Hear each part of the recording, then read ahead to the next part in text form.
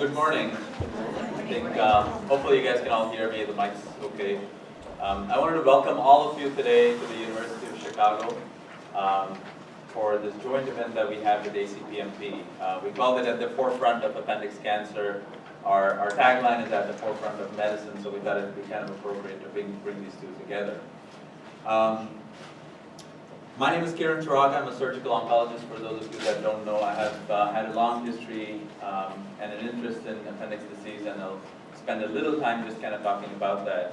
And then I'll introduce you all to the program for today, kind of talk a little bit about why we're all here together, and then go from there. There's a couple of logistic things. There's restrooms right around the corner, so if you guys just walk down the hall, you'll find restrooms. There's a little coffee and tea in a little back room over there.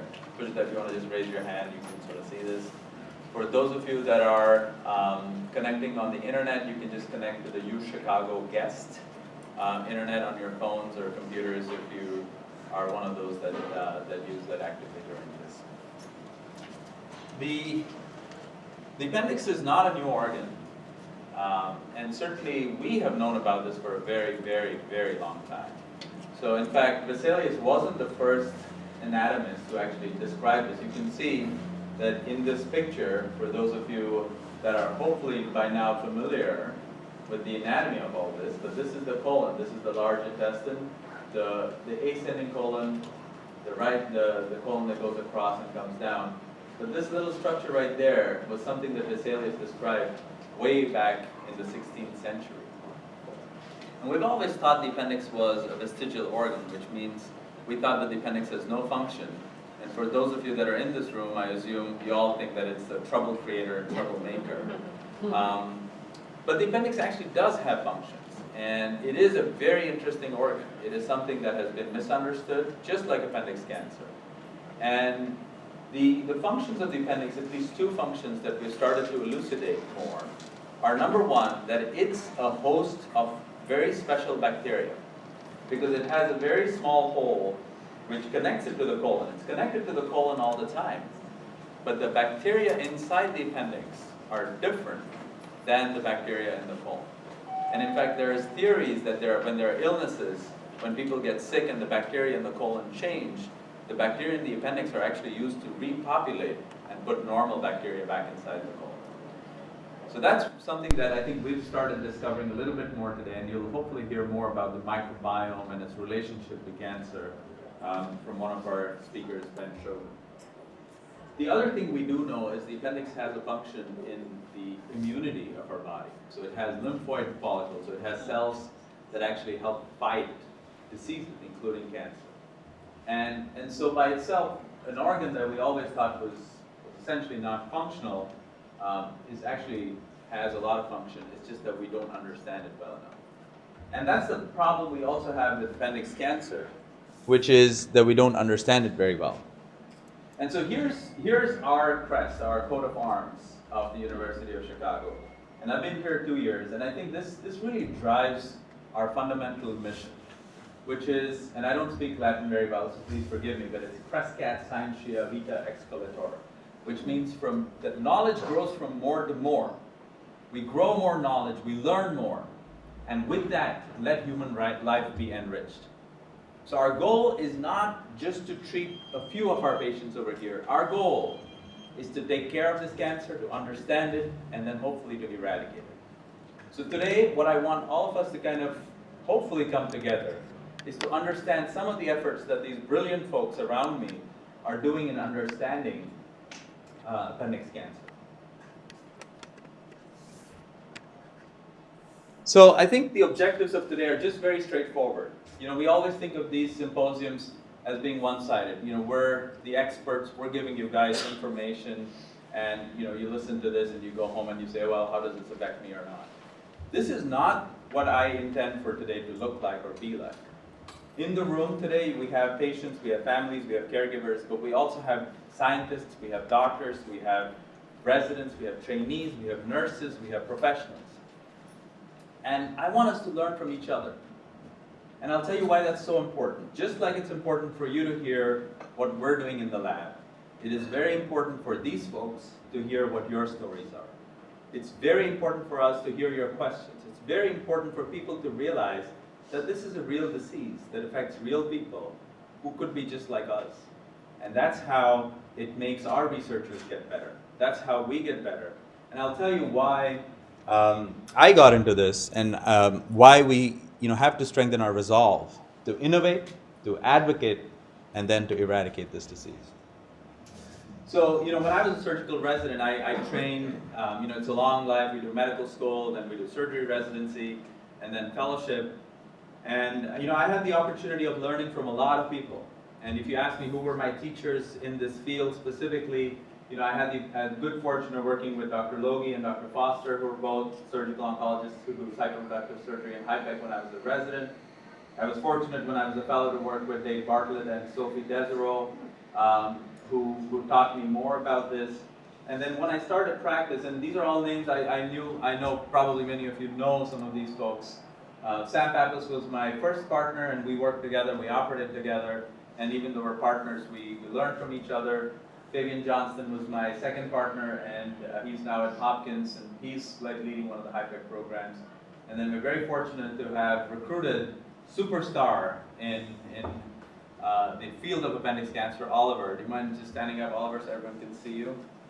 Dr. Eng, Oliver Eng, has come from the city of Cork.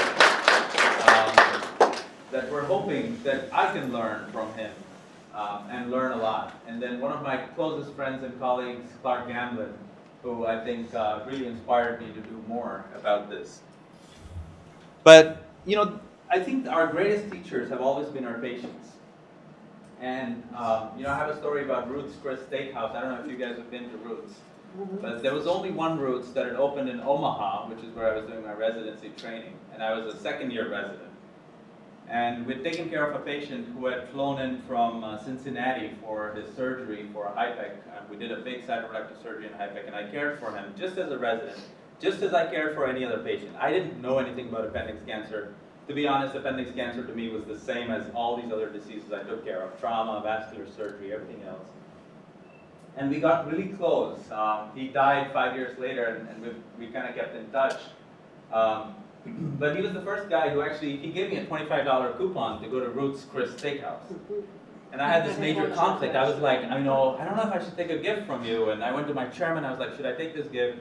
And the chairman was like, yeah, if he gave it to you in good intention and everything else, you should go. And we actually went together. And we had a good time and a good event. And I realized that there was more to him than just being this patient in my bed, that we had operated on and done all this stuff to. And since then, I've met a lot of you. I think I know a lot of you here in the audience. I think it's just incredible. Every day we learn more from each one of you. So thank you for being our teachers. And I hope that today we can continue with that tradition. I think you'll hear in today's talk that the appendix has a lot of stuff. We have a bunch of our brilliant minds here who are going to speak to you about this. We know that appendix cancer is not colon cancer.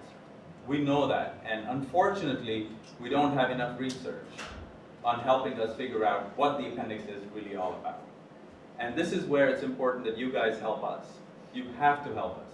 You have to advocate for this disease. You have to talk about this to the National Institute of Health. You have to talk about this through ACPMP, through PMP PALS, through other patient support organizations.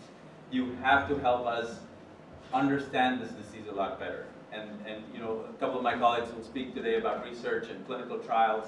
We need your help. You don't have to come and have your surgery here, but we need your help to figure out how to take care of this disease, how to fix this problem, and how to eradicate the cancer. And I think, we all struggle with this problem. We treat it like colon cancer because we know no better. It's just that we need to figure it out. And I think, this slide doesn't do justice to some of the people, but I wanted to tell you that being at the University of Chicago has been just amazing for me because I get to work with these brilliant guys. This guy he's won the Nobel Prize of Surgery, and this guy won the Karnofsky Award at ASCO. And these brilliant folks work with us every day. This is Dr. Alberti, Dr. Wexelbaum. You're going to meet Blaise in a minute. He's one of our trailblazing medical oncologists. Mark Bissonette is one of our researchers who's helping us grow appendix cells in the lab, trying to make these little three-dimensional models called organoids so that we can try to understand how this disease comes up. Greg Kazmar is helping us figure out better ways of imaging the peritoneum so that we can look for the appendix that spreads. Andy Liao is our young recruit superstar, like Dr. Eng, but a medical oncologist. Xuan He, who's probably going to win the Nobel Prize in chemistry, is interested in helping us think about how do we detect these cancers in the blood. Mitch Posner, that some of you may know already, one of the most famous surgical oncologists in the city of Chicago, I think, and a great mentor and friend. And then our pathology team, Lindsay Alpert, Namrata Setia, John Hart, and Shuyan Shao, were really helping us think about how do we get to the next stage? How do we really define what is this? Because today's topic, if you look at the symposium, it says at the forefront of appendix cancer / PMP. PMP is not appendix cancer. Appendix cancer is not PMP. There are different conditions. PMP is a syndrome. It's like saying I have a headache. You know, you have a headache. A headache can be from a brain tumor. It could be from just not having slept well or not having had your coffee. PMP can happen from appendix tumors. It can happen from pancreas tumors, from gastric tumors, ovarian tumors. It's just a syndrome of being full of mucus. And this term is used so often, and it's so difficult because as doctors, as pathologists, as patients, we don't have a common term to come around. So we've come around the word PMP. But it's just not accurate in its depiction of what you guys are going through. Yesterday in clinic, one of my patients asked me, do I have cancer or do I not have cancer? And the bottom line is I can't give her a straight answer. I just cannot. Because in one classification she has cancer. In another classification she does not have cancer. So it is just a crazy part of how we think about this disease. But I'm fortunate to work with all of these folks. And I invite you, you're going to meet some of them today. So please feel free to speak up and talk. I think, you know what, it's very hard for me to quickly say, you know, there's a lot of ideas in my head about how we're doing things. Our hope is to advance the field. I think we are working on intraperitoneal therapy, so better ways of delivering stuff to the abdomen. There's a very interesting new drug that's come out in Australia for trying to see how to dissolve mucus. So we're excited in trying to work on things like that. We talked about imaging, better ways to actually detect disease, novel treatments, including the application of immunotherapy. So you'll hear some about the advances in immunotherapy. You guys might have all heard about immunotherapy, the latest advance in cancer, and how we can actually think about that in appendix cancer. Certainly we want to understand the disease. We talked a little bit about the models and the tolerability of treatments.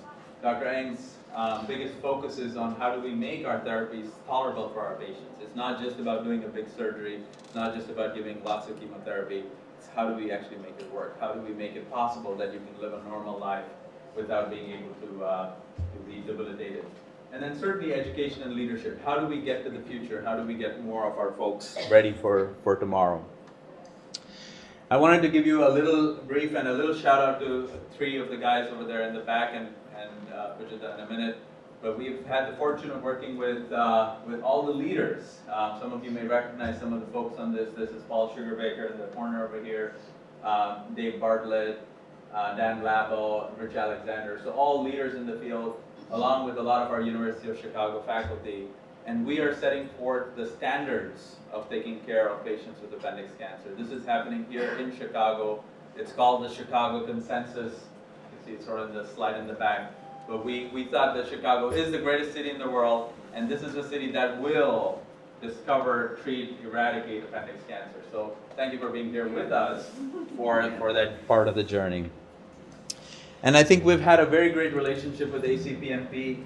I think thank you very much, Therese, Lauren, all of you guys who supported ACPMP. It's not what you guys do or see on the website that matters. It is this, I think, that really matters. We were in Paris at the SOGI meeting. This is Jerry, you guys know Jerry. And this is Andy Millis, he's a first-year surgical resident at the University of Michigan. Liz Poley, one of our senior residents, fourth-year, or third-year clinical resident, fifth-year surgical resident. And Scott Sherman, we're all in Paris. It doesn't look like we're having fun in Paris. We were at one of the world's premier meetings, and this was only possible because of ACPMP supporting our research. I will tell you though, in Paris, you guys know what this is? Can anyone guess? Monkey brain. It's not a monkey brain, but it's a cow brain. And I'd never seen this before. I mean, I've seen brain, what it looks like, but I was like, wow, this is Paris for you right here. So it was great. We had a fantastic time. I have to tell you, I didn't eat it, but it was still. But I think, I just wanted to give you all a warm welcome. Thank you for coming today. Feel free to interrupt our speakers and ask questions unless they specifically request you not. I mean, we all know, like I told you, we're here to learn from each other. We would love to hear your questions. If you feel like we're giving you too much information, obviously you can always reach back and connect with all of us. And our hope is that today we learn from each other and figure this out. I do want to thank you guys for helping us put this together. I want to thank all of you for taking the time this morning. We were having a mass casualty exercise, so someone was asking, what are all these ambulances and everything going on? That's what's going on. It's a trial, but for coming through traffic and doing all that stuff coming here. I clearly wanted to acknowledge Pujita. Pujita, if you want to just stand up, where are you? Where's Pujita? She's outside. So I just wanted to acknowledge Pujita. You guys probably know her. If you're not, she's sort of the glue of our program. She's really helped put this program together today. So Pujita, thank you very much. And I think none of this is possible without the support of our cancer center. And as you know, we're a comprehensive cancer center in the city of Chicago. And Ellen Feinstein is here in the back. Ellen, if you want to just kind of, and Ellen is our vice president of the cancer services, who's here supporting us every single day with our program. And so thank you, Ellen. And Ruch, who's not here yet, is also one of our integral portions of getting this program to where we are. And then our sponsors, Integra and Medtronic. I would certainly encourage you guys, they're all medical sort of sponsors, but feel free to go to the booths. One of them has this amazing picture of David, which I think is crazy. But I'd love for you guys to also spend some time with them so they'll enjoy it. So thank you very much. I wanted to start off, I think our next speaker is Lauren. I actually had forgotten that I'd met Lauren when I was in Massachusetts last year. Lauren is from the ACPMP, their first official employee, I understand. But I think has a great story to tell. So welcome, Lauren. Good morning, everybody. Good morning. Thank you so much for being here. So I have spent probably, I think now about 23 of my now near 50 years on this earth at the University of Chicago. I did my undergraduate, graduate work here, and then I've been here training, and of course I'm faculty for several years now. The University of Chicago, what I love about the University of Chicago, and the reason it has all the Nobel laureates, is because this is a place built on collaboration. So the Nobel laureates in economics became Nobel laureates because they learned from the sociologists, and they learned from the historians. And there is this sort of cross-breeding that goes on here. And this is what happens on the medical side. As Kiran said, he and I have clinic together on Tuesdays. We are basically 2 clinic pods away from each other, and there's a lot of time spent walking the hallways between the two when I see a patient or he sees a patient, trying to get understanding. What did he see in the operating room? He wants to know what I'm seeing, with my chemotherapy, and this is how we build knowledge. So, at the risk of hurting everybody, I'm going to teach you how to think like an oncologist today a little bit, and how we view appendiceal cancer going forward. So, let's see here. Oh, it's not working. Oh, this one advance? Okay. No problem. We can work from here. So, one of our favorite lines on the oncology side is that in God we trust, but everyone else requires data. Unfortunately for appendiceal cancer, data is hard to come by. And part of it is, it's a quote-unquote rare disease. Now, if you look at the official statistics, in the city of Chicago size, the metropolitan area, you would expect that we should be seeing about 50 or 60 appendiceal cancers a year. And within that world, as we'll sort of look, is a whole mixed bag of what are we talking about when we say appendix cancer.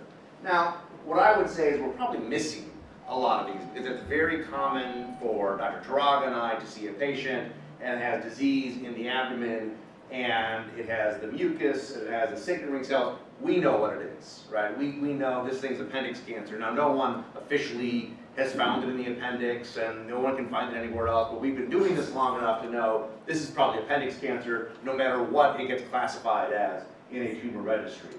And we steal from colon cancer. And we know, that Dr. Turaga mentioned, we know appendix cancer is not colon cancer, but, you know, help us for our simplicity, it's near the colon, it has tissue that looks a lot like the colon, and we have a lot of data from colon. And so we tend to think like about colon cancer because that's really the best we have.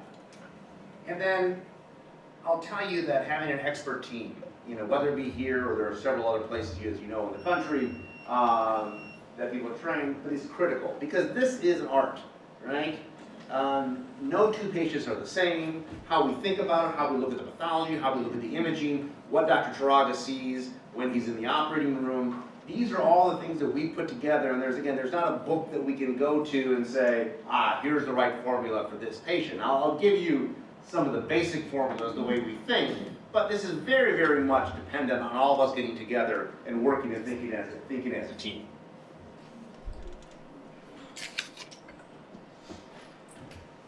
So first, I want you to understand a little bit what happens when you come to see me and what it is that, you know, so usually people will bring in, you know, about 600 pages of records, of which there are about 7 pieces of it that I actually want. You know, because I tend to see a lot of chest x-rays and other kind of things. But I'll tell you, if you ever been in my clinic, it's usually the first 30 seconds to a minute that is the most important thing for me, right? It's seeing you as a patient, how are you feeling? Sometimes when I ask someone to get up on an examining table, really that's what I'm looking at. I'm looking at how do you walk from the chair to the exam table. So I can get a sense of, well, what kind of chemotherapy can this person tolerate? I also want to know about your family, right? Who is there? What is the support system? So these are all things I'm taking into account in that first 30 seconds to a minute. So some of the chit-chat, which I like to chit-chat to get to know my patients, but also it is trying to get a sense of who you are, what your support is, what you do on a daily basis, and so all that stuff is very, very critical actually to us as we start to decide, again, you know, what treatment. Pathology, pathology, pathology, all right? This cancer, almost more than any other cancer I treat, it is so critical that it be read by pathologists who know what they're doing.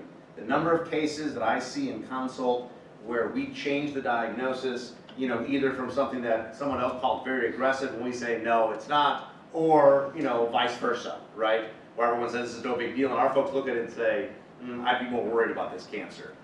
So absolutely important. Molecular analysis of tumors. So we are moving into a precision-based medicine world. And you will see how I look at the molecular aspects of a tumor to treat now. But most importantly, we want this information because as we go forward, this is what we're trying to learn, right? We don't want to treat every cancer the same. We want to use the particular components of your cancer, your blood, to help us think through things. And then imaging, right? So, and it's pictures.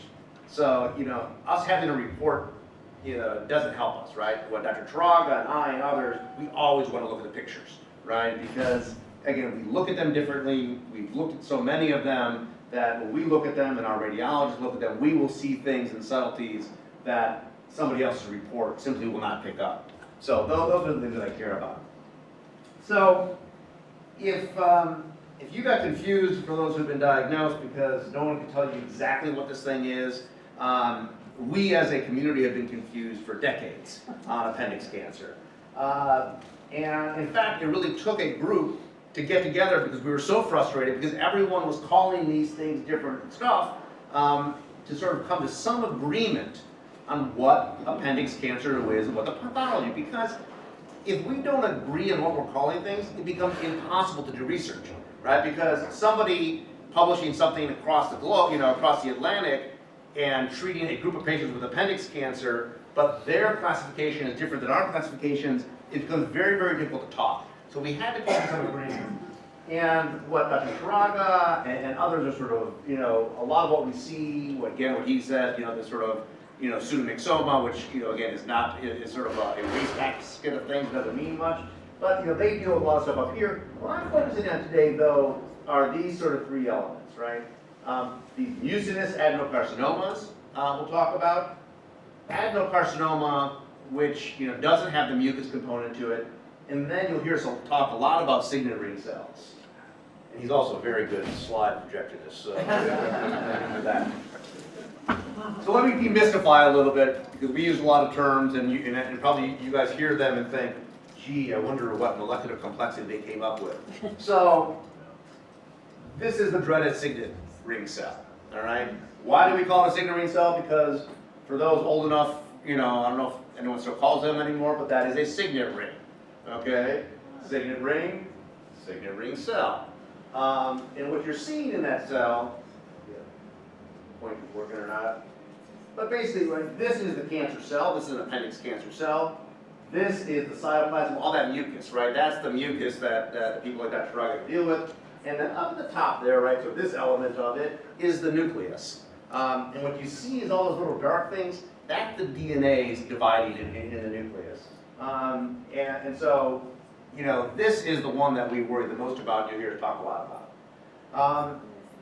When we talk about staging, appendix cancer, staging is important, but again, it's not the way we think about staging in most other cancers, where it's a very regimented thing. Since most of the appendix cancers that we tend to see have already spread into the abdomen, but that's a very different tumor than a breast cancer that is spread to the liver, or a breast cancer that is spread to the lungs, or a colon cancer spread to the lungs. Inside the abdomen, yes, it's metastatic disease, so it's in this M category, but it's not, we don't think of it the same way. One thing you'll see, I do pay attention a lot to are lymph nodes. And the reason I pay attention to lymph nodes is, for the most part, most of these cancers, if they're, again, we try to take these cancers and give them personalities. If their personality is one that I suspect is going to stay inside the abdomen, very often they don't have lymph nodes involved. When I start seeing lymph nodes involved in appendix cancer, I know I'm dealing with something that's slightly different, right? I'm dealing with something that probably has a personality somewhere between a typical appendix, mucinous cancer and something that's going to behave more like a colon cancer that could show up somewhere else in the body, right? So when I think about my chemotherapy and how much chemotherapy, 1 or 2 lymph nodes positive means a lot to me, because it tells me something about the biology of this cancer. So this is what I would call histopathology for surgeons. I joke, they're very bright people. Present company definitely excluded. So if you've got an adenocarcinoma and doesn't have mucus in it, it comes from the appendix, to us, that's colon cancer. We think about it like colon cancer, we stage it like colon cancer. It happens to be in the appendix. Maybe it started actually the cecum, but if I don't see mucus there, basically our brains go to colon cancer. Then we look at the mucousy ones, and if they're mucousy, but they look good under the microscope, right? Meaning they don't have a lot of division, they're kind of bland looking, so they're what we call well differentiated. Usually chemo is not going to be that helpful for somebody, because I'm not that worried about this cancer showing up somewhere else in the body, and I'm not convinced my chemotherapy takes advantage of cells that tend to be aggressive and rapidly dividing. If I've got something that's mainly mucus, not dividing a lot, it's unlikely, but that's of course where Dr. Turaga and his team come in, because getting the tumor out of the abdomen and perhaps treating some of the cell surface areas with the heated intraperitoneal chemotherapy may help. Then we get into mucus cancers that, well, they're not pretty looking, but they're not ugly. They're sort of in the middle. These are the ones that we're probably going to give chemotherapy. Now I'm starting to work that this thing is behaving a little bit more aggressively, and I will call standard aggressive chemotherapy, and I'll show you what I mean by that. And finally, we look a lot for these signet ring cells. I see signet ring cell, and we just know that this is a cancer that is going to have a more aggressive behavior, and these are cancers that I want to treat more aggressively, and so we'll talk about some of that more aggressive chemotherapy. So again, that's just, that's how I think when I approach a case and kind of look at it from a big picture standpoint. So let me, again, some of you in this room are probably very familiar, but let me just kind of introduce you to our chemotherapy team here, right? So first, and we talk in abbreviations, so we talk about FOLFOX, right? And again, there's nothing complicated here. We essentially come up with ways to abbreviate things that we can pronounce, right? So 5-fluorouracil, which is often given as an infusion pump over 46 hours. And then there's an IV drug called oxaliplatin that we will give over 2 hours. And we put that together and we call it FOLFOX. I tend not to give it with things like boluses and other type things, because I find they have toxicity and not a lot of benefit. Now, what is the issue with FOLFOX? Neuropathy. right? So when we look at our patients, if you get about 4 to 6 months of this oxaliplatin, during treatment, we can have as many as 12 to 13% of patients have what we call grade 3 neuropathy. What do I mean by that? That's numbness that you can't button shirts, you're having trouble buttoning, you're having trouble tying a shoe, difficulty walking. Now, the good news is that unlike some of its grandparent platinum drugs, like a drug like cisplatin, in almost everybody, this will get better. So by the time you get out to a year, instead of 13%, you're down to about 1% of folks who will still have that bad of neuropathy, but it does take time, right? So it can take a year and a half. The feet usually lag the hands by about 6 months. So when we think about therapies, we always have to consider toxicity. Next slide. This is another regimen we will sometimes use. Again, very similar concept to the FOLFOX. We give that 5-fluorouracil chemotherapy. You go home with a little pump for 2 days. But instead of the oxaliplatin, we add a drug called irinotecan. Give this over an hour and a half. Diarrhea is what we worry about the most with this drug. Tends not to have any of the numbness problems. And then finally, this is a regimen that people have probably started hearing about. Is gaining more and more popularity. And again, we're really not that creative. We said, well, the FOLFOX seems to work and the FOLFIRI seems to work. Why don't we put them all together and we create something that either you call FOLFIRINOX or FOLFOXIRI, depending on which side of the pond you live on. It's the same thing, basically. I won't get into arguments. But it's basically putting the IRI, which is the irinotecan, the oxaliplatin, the 5-FU, affectionately we call the kitchen sink. Right? This is our most aggressive of our chemotherapies that we will give for appendix cancers. And you can imagine, I'm going to give them, again, for the most aggressive of these cancers. There's another drug we often add. This is a drug that is called bevacizumab. Goes by the trade name of Avastin. So this is a very interesting drug. A Nobel Prize in Medicine was awarded, essentially for the research that led up to this drug. But what we know, or at least the best we can understand about the way the drug works, a cancer cell to grow needs a blood supply, right? I mean, any cell needs a blood supply, and this creates a problem, right? So if you are a growing cancer cell, you have to figure out how to recruit blood vessels to you. And one of the ways cancers do that is by secreting something called VEGF, vascular endothelial growth factor, right? So it's basically a signal that goes out to the body that says, please bring in more blood vessels, I'm starving here. So people came up with the right idea of, well, if that's what's happening, can we stop this process? And so this is a drug that was developed by the drug company Genentech, now Roche Genentech. And basically what they do is they send these little guys out here, this is the actual bevacizumab, and it goes out, it finds the vascular endothelial growth factor, and it binds it, right? And it doesn't let it go and tell the blood vessels to make more blood vessels. It also probably works by stabilizing blood vessels that are there. So we find that, when people who have a lot of ascites, so a lot of that fluid that comes from the appendiceal cancers, that drugs like bevacizumab do a really, really nice job of keeping that fluid under better control, because we think it stops the leakiness of the blood vessels. Complex, this is the cell, so this is the outside the cell, this is inside the cell, and the cell works like a big sort of Chinese telephone concept, right?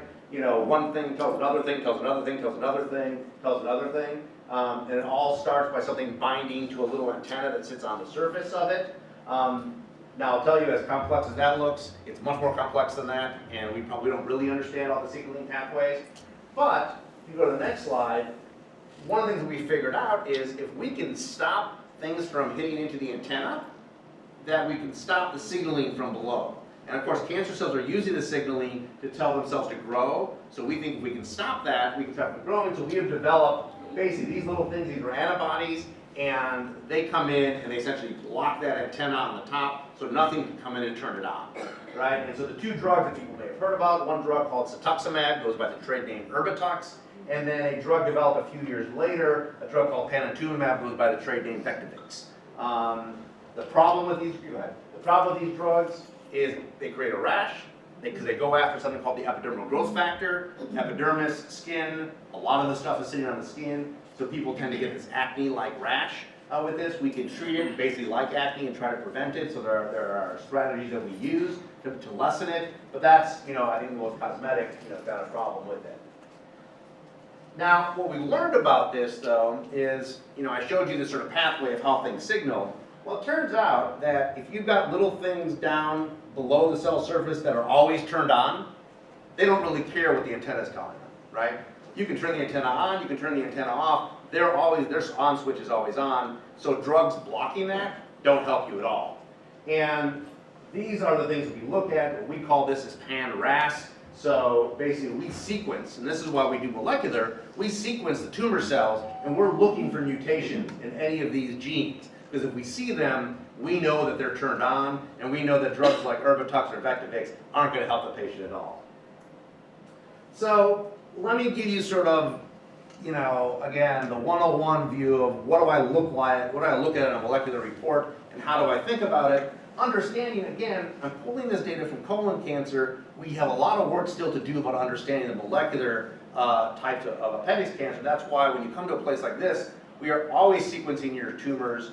We're going to be starting sequencing blood as well, so we can, as well as our colleagues around the world, collect more and more samples so we can really understand what does the molecular characteristics of appendix cancer look like, different from colon cancer, different from small bowel cancer. But basically, I have a few categories I look at, right? I have ones where there are no mutations. Everything looks great, no mutations. And the way we think about them right now is, if it's a colon cancers on the left side, we like to give drugs like that Erbitux. Right-sided cancer, and I'll show you why we take the left and the right and we think about it differently. We tend to use drugs like the bevacizumab or the Avastin. If there's a mutation, so that switch is turned on, we give the Avastin with chemotherapy. Dr. Luke's going to be here in a little bit. In some of our right-sided colon cancers, and this is again where we say colon cancer and appendix cancer clearly are not the same animals, right? We tend to see a lot of what we call microsatellite unstable high. All that means is these are cancers that tend to have a lot of mutations and tend to attract the immune system. And this is where immunotherapy has been wonderful.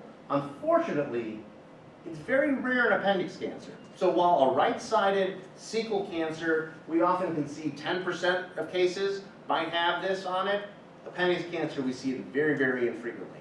Why? We don't understand.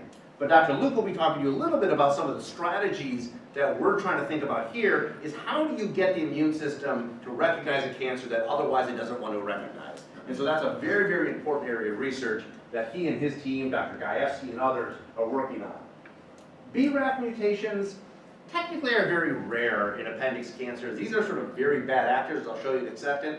Although I will tell you, the signet ring cell cancer, so I'm, again, someone who treats a lot of colon cancer, so, I'm sorry if I'm giving cancer personalities, but that's how I think about them, right?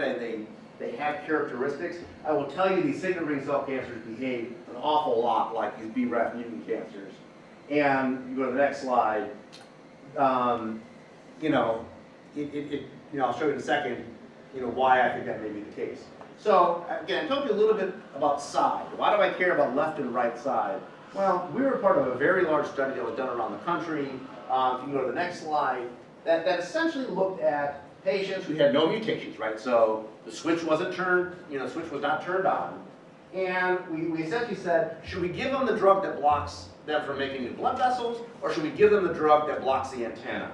And what we found overall is that it didn't seem to matter. For the overall population, which one we used didn't matter. Let's do that one more time. But, no, just go ahead and just click the next clicker. one. It should, yeah. So, but what we found is that it mattered whether you were on the right side of the colon or the left side of the colon. So these are what we call median survival, so this means half the patients are still alive at this point. But we found that on the left side, drugs like the Erbitux seem to work better than the Avastin. But on the right side, the Avastin seemed to work better than the Erbitux. So, this even tells you that within colon cancer is not colon cancer, right? Colon cancer is right-sided, left-sided, and again, it's probably molecularly much more complex than that. So this is why I tend not to use a lot of drugs like Erbitux in my appendiceal cancers. Now, maybe I'm wrong, right? Because this is, again, my problem of, am I stealing from colon cancer inappropriately? But these are the data that we have, and so I tend to say, well, it's on the right side, it says, it's as much right side as you could possibly be, it says right side as you can be and still be in the colon. And so we tend to use drugs like bevacizumab more than Erbitux, at least coming out of the gate. I told you a little bit about these BRAF tumors, so why do I care about them? Well, what I know about BRAF mutant tumors is that they don't do well, right? Patients who have these cancers grow quickly, and they do very differently than others. And some very interesting work that was done, some colleagues of mine out in Europe, the next slide, is what we found is that just because it doesn't have the mutation, so we go, we sequence a gene, and we say, gee, BRAF looks fine. When we do actual analysis of like all the genes in the cell, we find that there are these cancers that behave just like BRAF mutant cancers, even though the mutation isn't there. And the important thing of that is we know that those cancers also don't do well. And I'm going to tell you, the signet ring cell cancers have that flavor to them, all right? And that's why, if you go to the next slide, when I talk about aggressive therapy, why do I think about aggressive therapy in signet ring? Again, I'm going to steal from colon cancer, I'm going to steal from the BRAF mutant world. I might be wrong, okay? I'm just telling you, I deal with the information I have. I don't have perfect information, but this is how I think through things. And so there was a large trial that we ran, and basically asked the question, do we give basic chemotherapy or do we give the kitchen sink, okay? And we gave it with the Avastin or the bevacizumab. And if you go to the next slide, what we saw is that, yes, overall, people who got the kitchen sink did better, but in particular, these guys, right? These bad acting tumors really did better. In fact, if you didn't give them the kitchen sink, they did really poorly. If you gave them the kitchen sink, they started looking, again, not as good as everybody else, but at least, much, much better. So that's why we think about the kitchen sink approach in the signet ring cell cancers that, again, from my perspective, have that flavor, have that personality of a BRAF mutant cancer. Showing the same thing, basically another way we look at this, but essentially they really seem to benefit these mutant cancers. What I will tell you is that for those who have ever had FOLFOXIRI or FOLFIRINOX, it's an art form to give this drug. So we have been giving it a lot because it's become a very important drug in pancreatic cancer. We've done a lot of the trial work in this, and I find that patients will get it somewhere else, they'll get 1 or 2 cycles, and they say they can't tolerate it, and it's because really people haven't taken this sort of aggressive approach of making sure we treat, number one, the nausea, all right? So this one, you gotta knock that nausea, you gotta make sure that nausea doesn't show up, and so that requires a very large effort up front. So we give a drug called fosaprepitant, goes by the trade name Amend, to everybody. First cycle, I don't even care, I'm not waiting for you to have nausea. We have realized another drug that was originally used to treat psychoses, but turns out it's a very poor psychoses drug with a very good anti-nausea drug, a drug called Zyprexa, that I had people take for 3 days after the chemotherapy. Again, no matter what, I want you taking it. We give steroids twice a day for 3 days. And we have found that by doing that, we usually can make sure that people tolerate this pretty well without a lot of nausea. But we also see everybody 4 days after chemotherapy. We bring you back in the office because I need to make sure that you're not one of the folks that this isn't working on. If we have to give you fluids at home, but the trick to giving this drug is you gotta know what you're doing and you gotta be very, very proactive and find problems. And also everyone gets growth factor shots to prevent low white blood cell counts and fevers, can be very, very serious infections.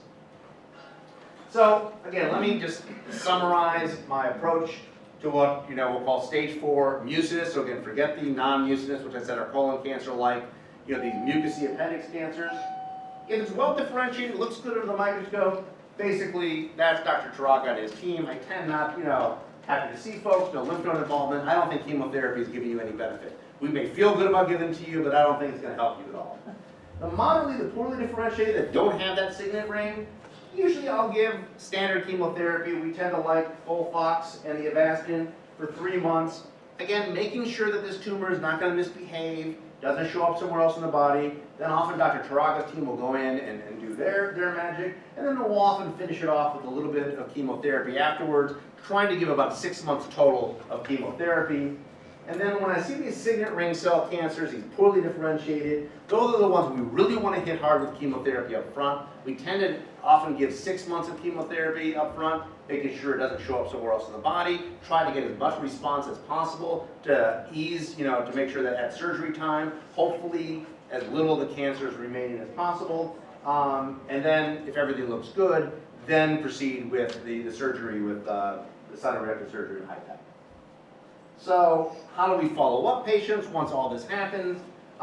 Again, we tend to watch very closely with CT or MRI for a year, and then sort of spread it out to about every 6 months. And then again, unlike colon cancer, we know that these are cancers that can show up later down the road, so we tend to follow people for a longer period of time. Colon cancer, we stop at 5 years. These cancers, we keep going out to 10 years. There are blood tests, there are 3 different tumor markers we look for, because again, unlike colon, where really this is the only one we care about, this one, because it is in the peritoneal space, can drive other levels up, so we're looking for any clue. And then often Dr. Turaga will go in at 6 months to a year because, as I'm sure people in this room have recognized, our imaging, our blood tests aren't great for this cancer. So even though everything looks good, sometimes they'll go in and say, unfortunately there's cancer there, so we'll often go in and look just to make sure we're not missing anything. So where do we go from here? Well, I think all of us agree we need to move beyond thinking of appendix cancer like colon cancer. We've got the biological and genomic tools now to start doing that, and places like this are really, really thinking about that. So, when everything, when all you have is a hammer, everything's a nail, well, right now, yes, we think about it as colon cancer because that's the best we have, but we want to move beyond that. We need a better way to predict which cancers benefit from aggressive surgery and which are just chemotherapy. So I'm sure people in this room know people who have heard. We go in, we do the aggressive surgery, and 3 months later, there's cancer in the liver. There's cancer it comes right back. And we don't want to do surgery on people that we're not benefiting. And we just have to figure out a better way to predict who's going to be someone who benefits and who is not. So again, working with our colleagues in chemistry, molecular biology here, we have that ability to start asking those questions.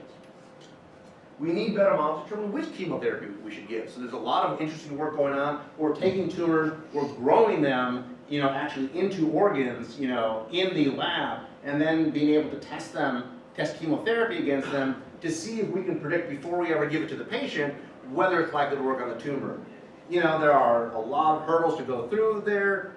Even growing an organ in the lab is not the same thing as a tumor in the body, but it's much closer than when we used to just put cells on a petri dish and try to get there. And obviously what frustrates us, and I know frustrates patients, is CAT scan looks good or MRI looks good, blood tests look good, and you go in and the cancer is there. Because we can't see it very well. So one of the pictures that Dr. Turaga had up there, Dr. Atkin Odo, who is really one of the world's experts in MRI technique, we're trying to figure out, can we get imaging better so we can find these cancers, right? And we're going to be working in the blood. Can we find the cancers in the blood, before we see, and to know when they come back? Because we get very frustrated in that we know when we tell you we don't think that there's cancer there, that we can't be 100% certain that that's true. And finally, and I think most importantly, if you click one more time, yeah, there we go. This is such a precious, the tumor is rare, it's precious. Every patient who has this cancer, we should be taking the tumors, we should be banking them, we should be taking blood. This is how we learn, right? This is how we figure out how to get things to the next level.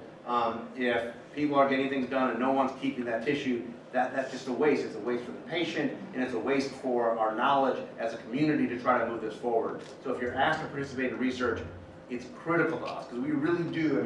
We use this stuff, and this is how we move the field forward. So I thank you so much for being here. Unfortunately, I have meetings to run between 10 and 12. I will be back here for lunch. So I am more than happy to talk with people at lunch. And after lunch, I will be here until 2 o'clock, and this ends. So I apologize, I won't be on the panel, but I'm available to you. After that, my cards will be available as well. So with that, thank you very, very much for your patience, your time, and for being here, and for all that you do for your family and for yourselves with this cancer.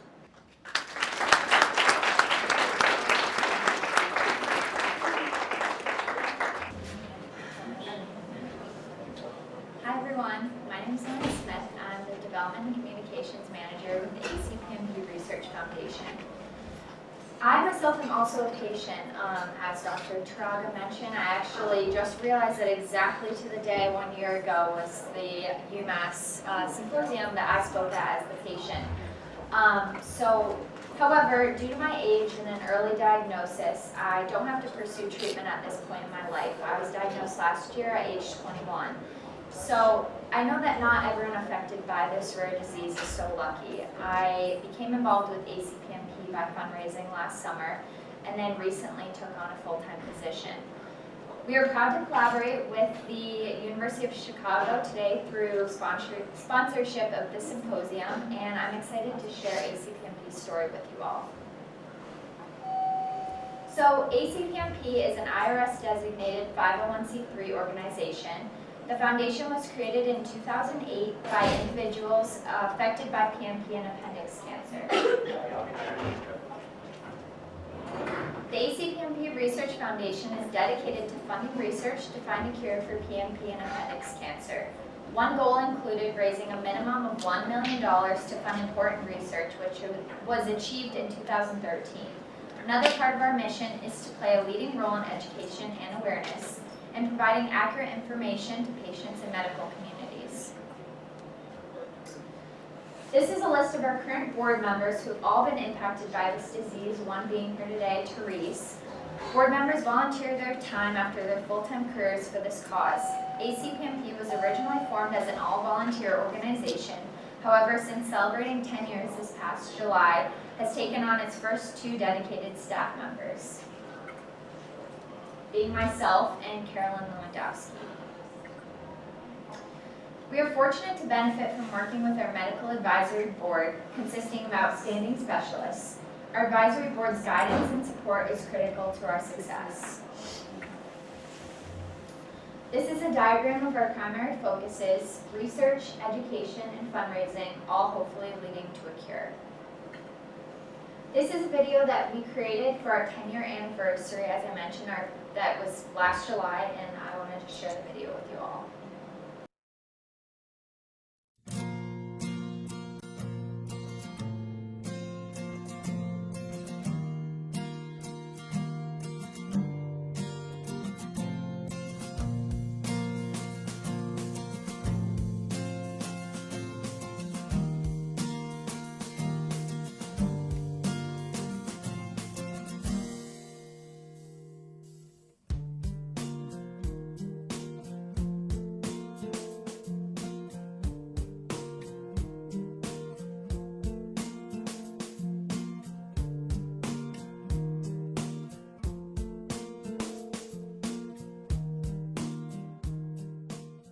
A very important part of getting through PMP and the treatment is having a positive attitude. And I hate to say it, to be humorous about it, but you really have to be positive. You have to fight the fight and just try to stay as strong as you can.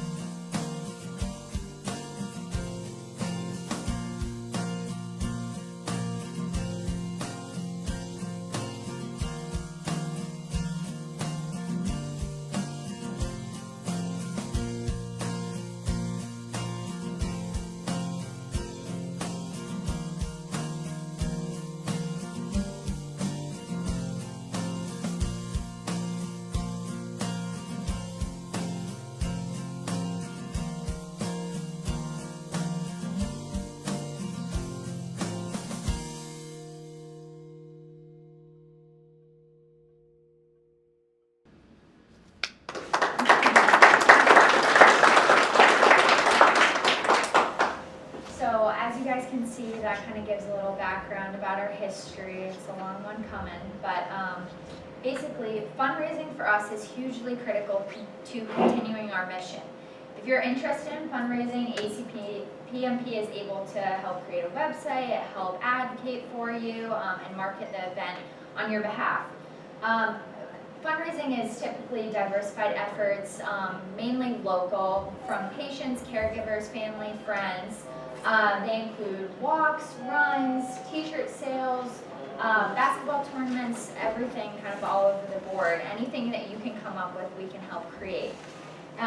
Also, too, consisting of memorial and honorary donations are a huge part of our fundraising, and Facebook and online-only fundraisers. So this is one of our main fundraisers. It's a walk that's held on Father's Day. It's happened now for the last 12 years. It's held annually since 2007 in memory of Dutch Culbertson, father, husband, and friend, in Ridley State Park in Pennsylvania. This year raising over $40,000 and a total of well over $300,000 since its start. This is another event. It was actually held a couple weeks ago. It was called Biking for the Belly, and it was an event inspired by and in memory of Barrett Peterson. Peterson's and team hosted a bike race, a walk/run, and in its initial event raised about $50,000. So these are some of our 2017 events that have been popular and been a huge success. The second annual Bob Strong Walk, Hoops for a Cure, and Hair Today, Gone Tomorrow. These are some of our 2018 events. Annual Team Keep Pub Crawl, the second annual We Believe Breakfast with Santa in Candy Cane Lane, and then also Forever Flowers by Carol, and Carol's in the audience today. These are some of the online fundraisers. My own, I created a website, and it was basically no hassle. People could donate. I told my story and educated others. And then Facebook fundraisers, which are super simple, and people can go on for their birthday or whatever, and people can donate.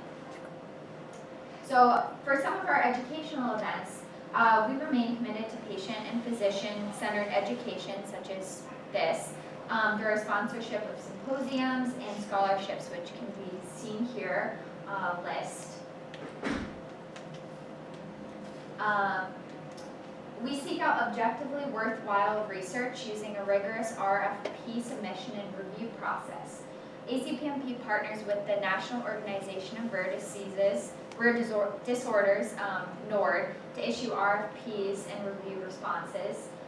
We use 2-year $50,000 grants to diversify options and spur progress. So we maintain a log of important research published from 2004 to the present that can be accessed through our webpage. And we've awarded $1,100,000 in the form of 23 research grants in the last 10 years, excluding the grants awarded in 2018. There's a broad range of outstanding doctors in the U.S. and internationally that have been awarded these grants, as you can see. We believe that collaboration amongst a broad range of groups is critical to our success, and we want to continue to look for opportunities to expand our relationships, whether it be with patient support groups, researchers, physicians, or clinical centers. Follow us, friend us, and like us on all social media platforms. These are some pictures from events and symposiums with patients and their families and physicians as well. And lastly, I just want to say a big thank you to Dr. Turaga, Pujatha, the planning committee, for an outstanding job to creating today's symposium. Thank you to all the presenters for your leadership and support, to the doctors, nurses, and students in our audience. We firmly believe that you will be able to positively affect the outcome of patients in the future, patients to come. And to the patients in the audience, we want you to know that you're not alone, and we are here to support you and invite you and your family to join us. Please know that progress towards a cure is being made every day. Thanks. Thank you, Ryan. Are there a lot of survivors that go to fundraising?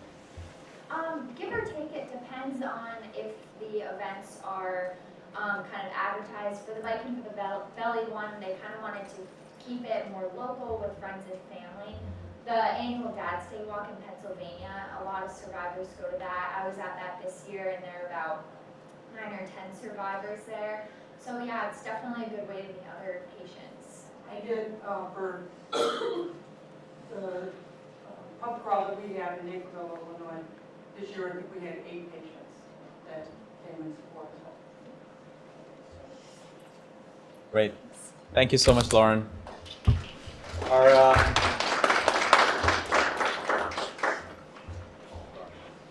next speaker is Dr. Ben Shogun, who we were fortunate to recruit after his fellowship.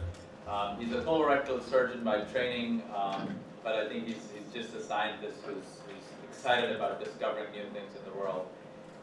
You guys may know this, the University of Chicago has set up a big microbiome center. Our goal is to try to discover how the microbiome affects all of us, which is the bugs that are inside our body, on our skin, everywhere.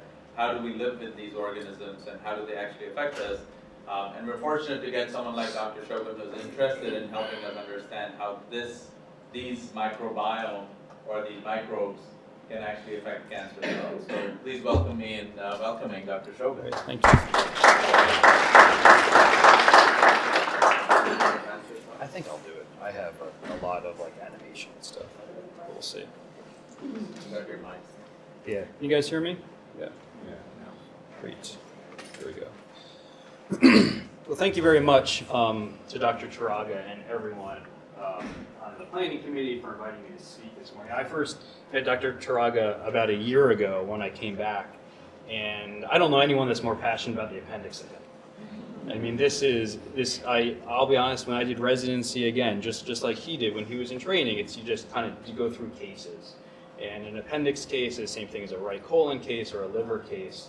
But then you start meeting someone who's really passionate and interested about it, and you start hearing stories from patients and families, and you're in conferences with him, and it really puts a face to it. So I want to thank him for that. And I also want to thank all the families that are here. This is a unique conference. Normally you're speaking to researchers who are kind of competing with each other, or donors who are trying to get money, but this is different. This is just education. And you guys are all here just to learn about the disease and help others, and I think that's really commendable, and I want to thank you for giving up your morning for that. I also, just like Dr. Polite, have spent a large amount of my time on Earth here. It's been less years, because I'm not as old as him. I can say that because he's gone. Yeah, right, exactly. But I did my training here. I went away and I came back, and I spent half of my time doing colorectal surgery, but I spent the other half of my time working within a lab that's right across campus with Dr. Alberti, who really did win the Nobel Prize in the highest honor in surgery, and he might win the real Nobel Prize at some point in the future. And I also will echo Blaze's comments that University of Chicago is a really unique place.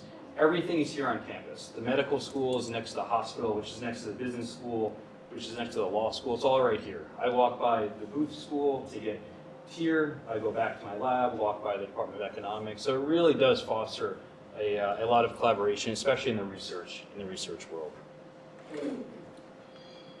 So in talking about the human microbiome, a main point I want to drive is that we are in our infancy of understanding what microbes do. And when you look at a timeline of our understanding of microbiology, you got to realize that in the 1660s, a long time ago, that was the first time the microscope was developed and the first time that we even knew what bacteria was.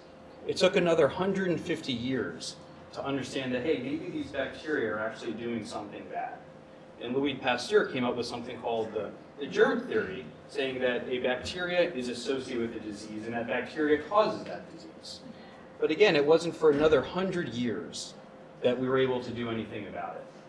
And in the early 20th century, penicillin was developed. And from that point, for the next 80 years or so, we thought bacteria were bad. We give antibiotics, disease will go away. But just 10 years ago,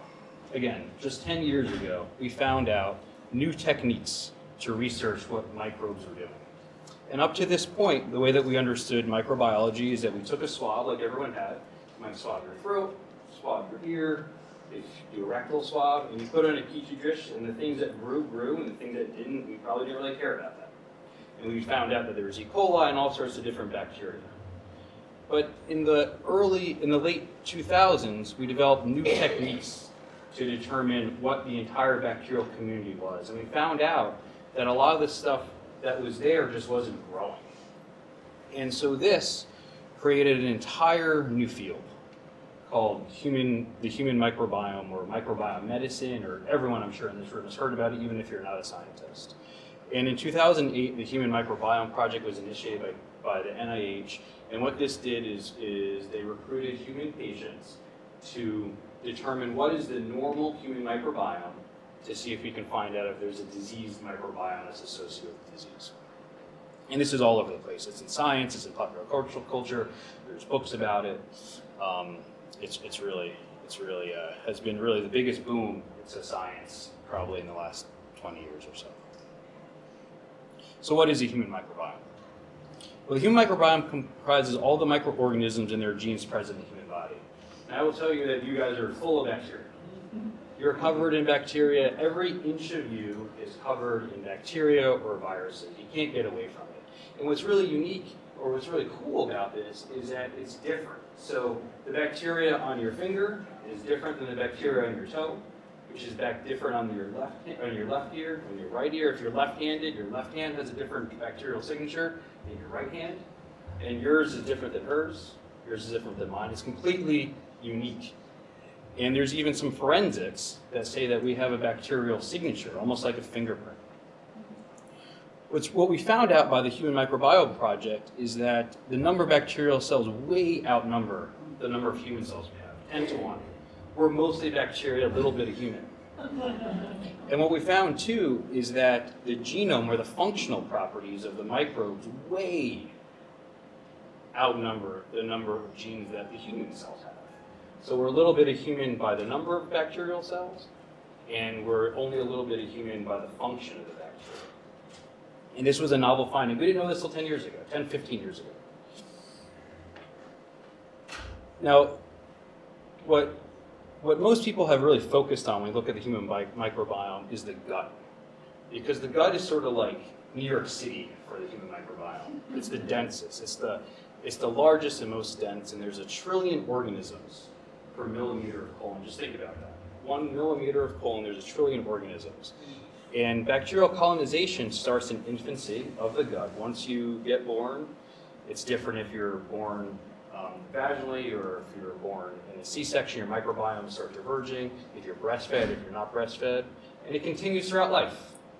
The influences of the environment make a dramatic difference on your gut microbiome that we'll talk about.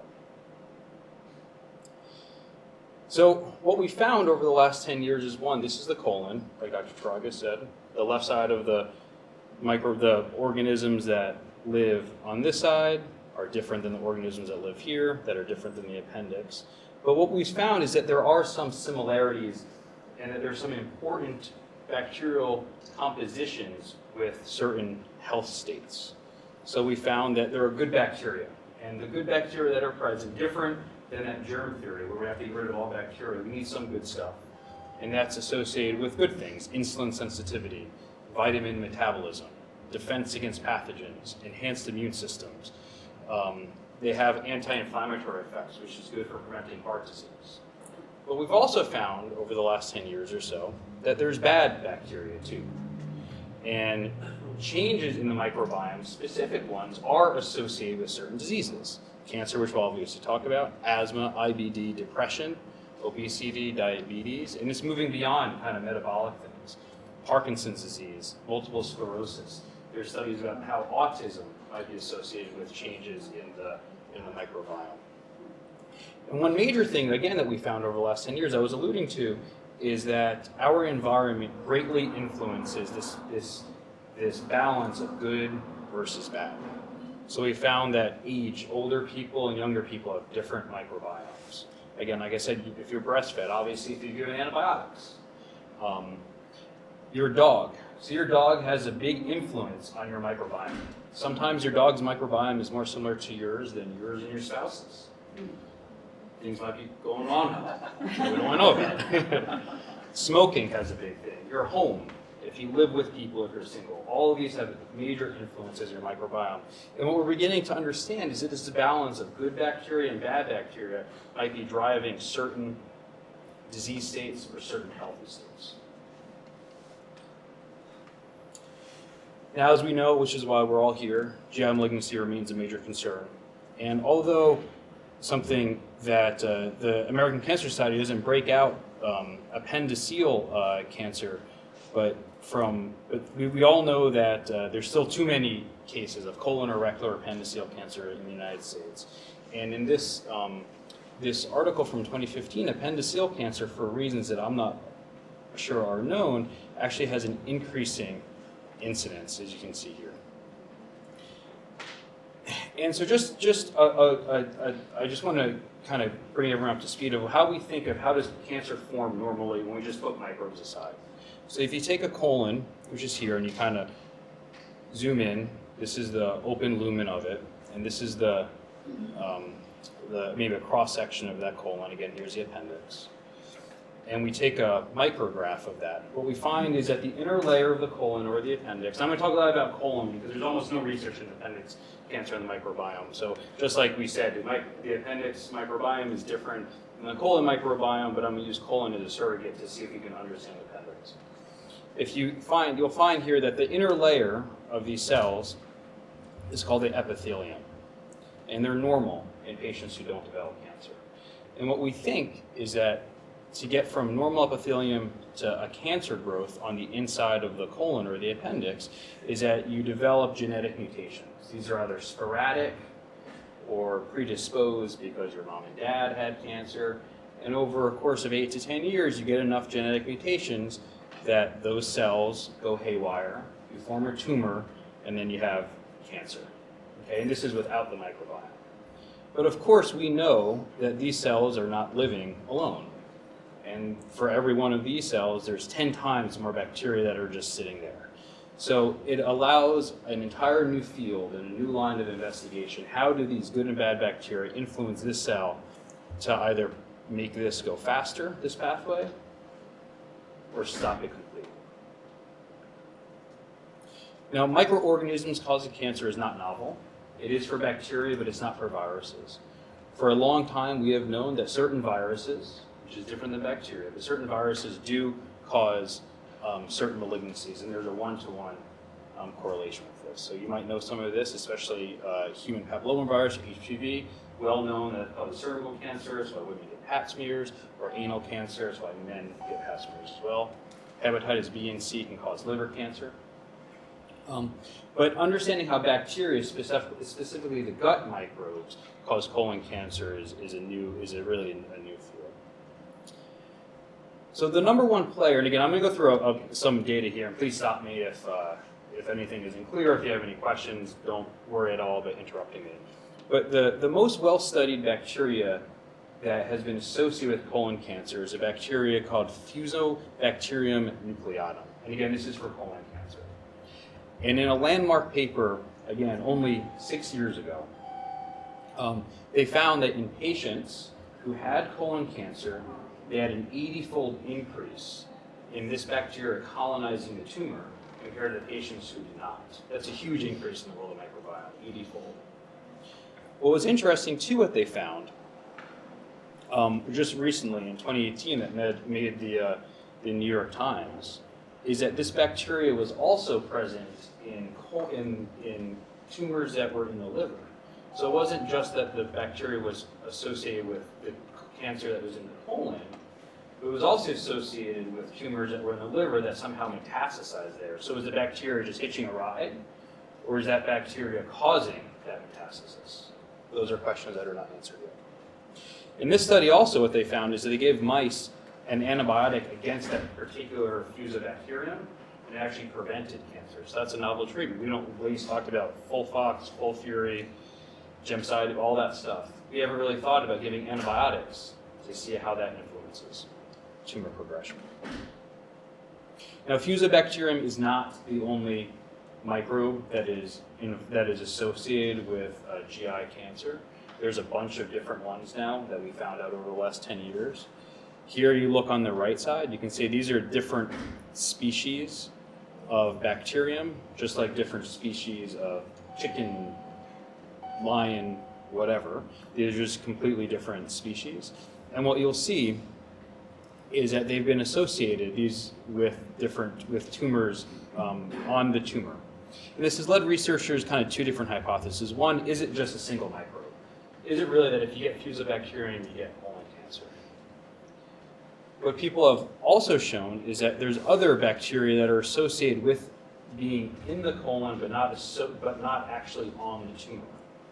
And this has led for an alternative hypothesis that it's not just that one microbe on the tumor, but rather an entire microbial community that, for whatever reason, maybe the influence of the environment, forms in such a way that when it interacts with those epithelial cells, will move those epithelial cells from a normal cell to a cancer cell. And this is the prevailing hypothesis that most people think now, as well as myself.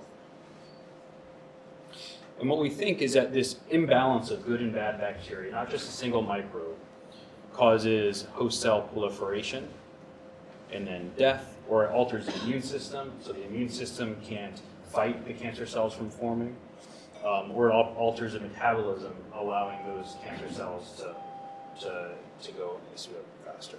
And that is what we think, that those cancer cells, or that imbalance, increases this normal epithelium to cancer. Now, appendiceal adenocarcinoma likely has some similar pathogenesis to colon adenocarcinoma. We just really don't know. And I will echo the comments that were made previously, that we use colon cancer as a surrogate for appendiceal, but we just don't know. And this is an area that is wide open in my field and ripe for research. There has been research, though, looking at peritoneal tumors from appendix cancer. And are those tumors that are now in the peritoneum, are those associated with a specific microbiome? Because I will agree that those patients are completely different than the normal right-sided cancers. And this is what interesting work. This was done, again, just 5 or 6 years ago. And in this study, they looked at bacteria associated with different types of peritoneal adenocarcinoma, and they found, and you'll see here in the red bar, this is just the amount of bacteria, that there was a ton more bacteria associated with peritoneal mucinous carcinomatosis compared to other types. And not a surprise, because that's what they were looking at. There was an increased amount of mucin associated with those microbiomes. And what they hypothesized is not only is there an increased bacterial colonization of mucinous implants, but that those bacteria are actually driving the mucin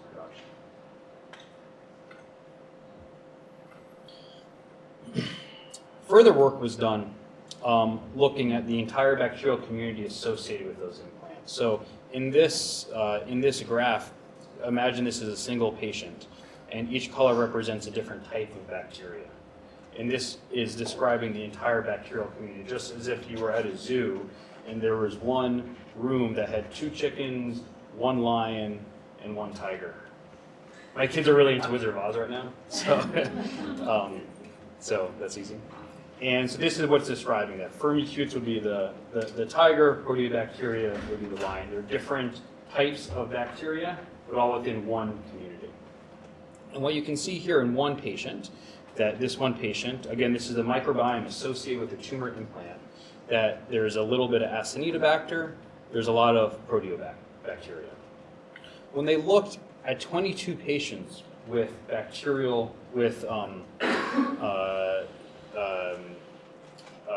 tumors, they found that almost every community was the same in all of those implants, which definitely suggests that there's some type of signature associated with those tumors. Is this driving it? Is it just that it perforated and now those tumors are colonized? Is it that these bacterial communities are driving the mucin production? Is there a prognosis associated with this microbial community? These are things that are still unanswered. Further, in a follow-up study a couple of years later, and again, this is a pilot study, and the authors make a strong mention that this is a pilot study. They actually gave patients antibiotics for 3 weeks before cytoreductive therapy, kind of broad spectrum antibiotics, and looked at the bacterial count within those peritoneal implants. These are fluorescent imaging, and you can see that the green dots are bacteria, and this is actually on the tumor. And you can see when there's antibiotics, there's bacteria there. When there's no antibiotic, this is switched. As you guys should be switched. When there's no antibiotics, there is bacteria there. When there's antibiotics, there is none. When they looked at the bacterial counts in the antibiotic treated, there was almost a 25% decrease in the bacterial load within those tumor implants. And again, as a pilot study that they say, they actually did see a survival difference. Again, this is just a very small group of patients, in those patients that were treated with antibiotics compared to those that did not. Now, in the lab, I just want to finish in the last little bit of time. I just got some of our own research, what we're doing in our lab with myself, some of the residents, and Dr. Alberti. So what we're really interested in as a colorectal surgeon is how do these tumors come back after surgery? So just how appendiceal cancer is often treated with a right hemicolectomy, or a right colon is treated with a right hemicolectomy, there's a recurrence rate. And for colon and rectal, it's 10 to 20%, but for appendiceal, as we know, as some of you probably know personally, there's a nearly 50% increase or a recurrence rate. And what we know is that Western diet, or the high-fat diet that we all eat, McDonald's, fried chicken, is associated with a risk of recurrence. What we also know is that that high-fat diet is a huge driver of changes in the microbiome. And what we specifically found is that there's a specific bacteria called Enterococcus. This is like our version of the fusobacteria that increases in patients or mice that have high-fat diet. So what we hypothesized is that can this microenvironment, the microenvironment with a high-fat diet or surgery, cause an increase of this bacteria that is then driving tumors to recur after someone got a curative surgery? To study this, we created a model in a mouse. The mouse is fed 1 month of PUFA diet. That's like the mouse version of McDonald's. They undergo a surgery. They undergo preoperative antibiotics, the same antibiotics that you would get if you underwent surgery. They then undergo a surgery where we cut out part of the colon to tie the two ends together, just as if you were getting your appendix resected. In some of the animals, we inject that bad bacteria to see if that makes any difference. And then we inject colon cancer cells that sort of act as if the patient had colon cancer. A couple weeks later, we sacrifice the mouse and we see if there's tumors that developed in our model. What we found is that in some of these mice, we actually do get tumors. And what's interesting about this is we get tumors that are located on the outside of the colon, very similar to an implant that you might get from an appendiceal carcinoma. What's interesting about this is that when we do all the different groups, McDonald's diet, no McDonald's diet, antibiotics, no antibiotics, what we find is that when you give regular food, or the healthy food, which is called chow, they almost never form tumors.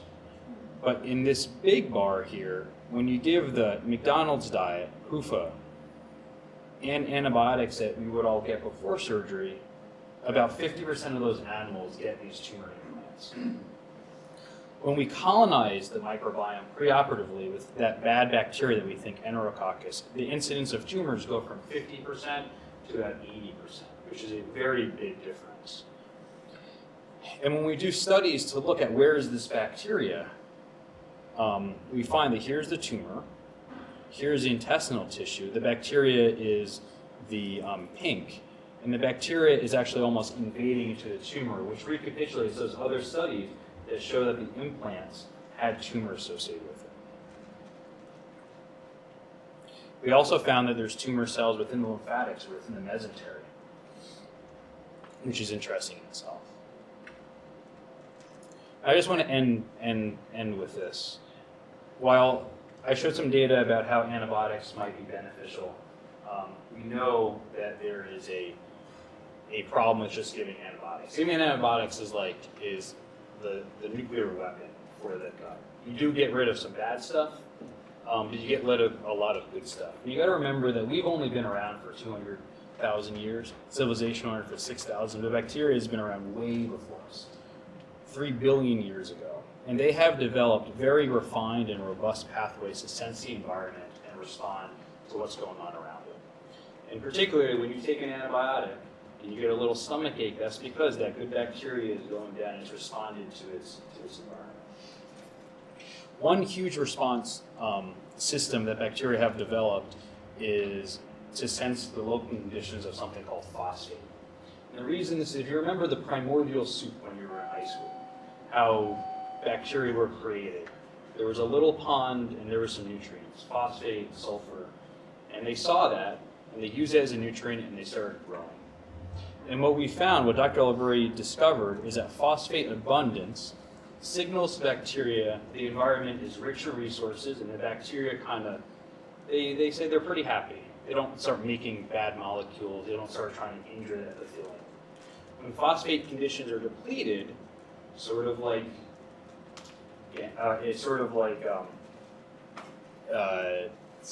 when phosphate conditions are depleted, the bacteria will sense something is wrong here. We have to start making molecules to injure the epithelium or cause inflammation. And thus, we have used a strategy not of antibiotics to kill everything, but to change that microenvironment to kind of quiet the bacteria. And what we've developed is something, a polymer called PIPEG. This is patented by Dr. Alberti in his lab. It is a polymer that's coated with phosphate. And when we give this to mice, and what this does is it increases the local phosphate conditions of the intestine, and it also coats the bacteria, not killing it, not stopping its growth, but just silencing it. It doesn't allow it to talk to the other bacteria. And in our model, this is new data, unpublished, so if you can steal it from me, at least credit me, is that when we give this to mice, in that model that I just described, it actually prevents tumors from being formed. And again, this is pilot data, it's new data, it's not it's stuff that needs to be repeated. Our model isn't just on appendiceal, but there are other models that are out there that are published that are on pseudomyxoma peritonitis. And our hope is that using some of our preliminary data, maybe with some of these models, that in our lab, as well as in collaboration, across the university, we can get some further insight into this. There's 3 take-home points. 1, microbiome medicine is the unaccounted for dimension in human biology, and it's applied to patient wellness and disease management. Alterations of microbiome are likely driving the pathogens of GI cancers. We don't exactly know what. We don't know if it's one bug or multiple bugs, and we'll find out 10, 15 years from now. It'll be a completely different conversation. And then further research elucidating the mechanisms by which microbes influence cancer of the appendix might provide a huge breakthrough in treatment. I just want to thank everyone for your attention. I'm happy to answer any questions.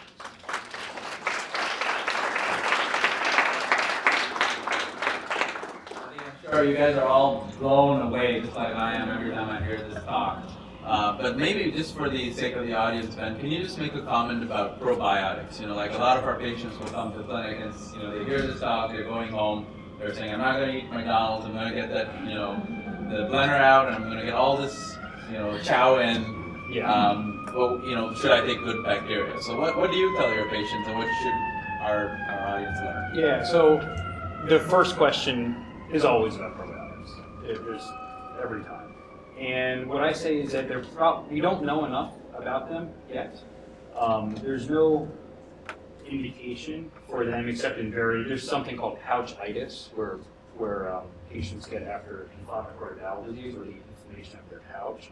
There is indication for carditis for that.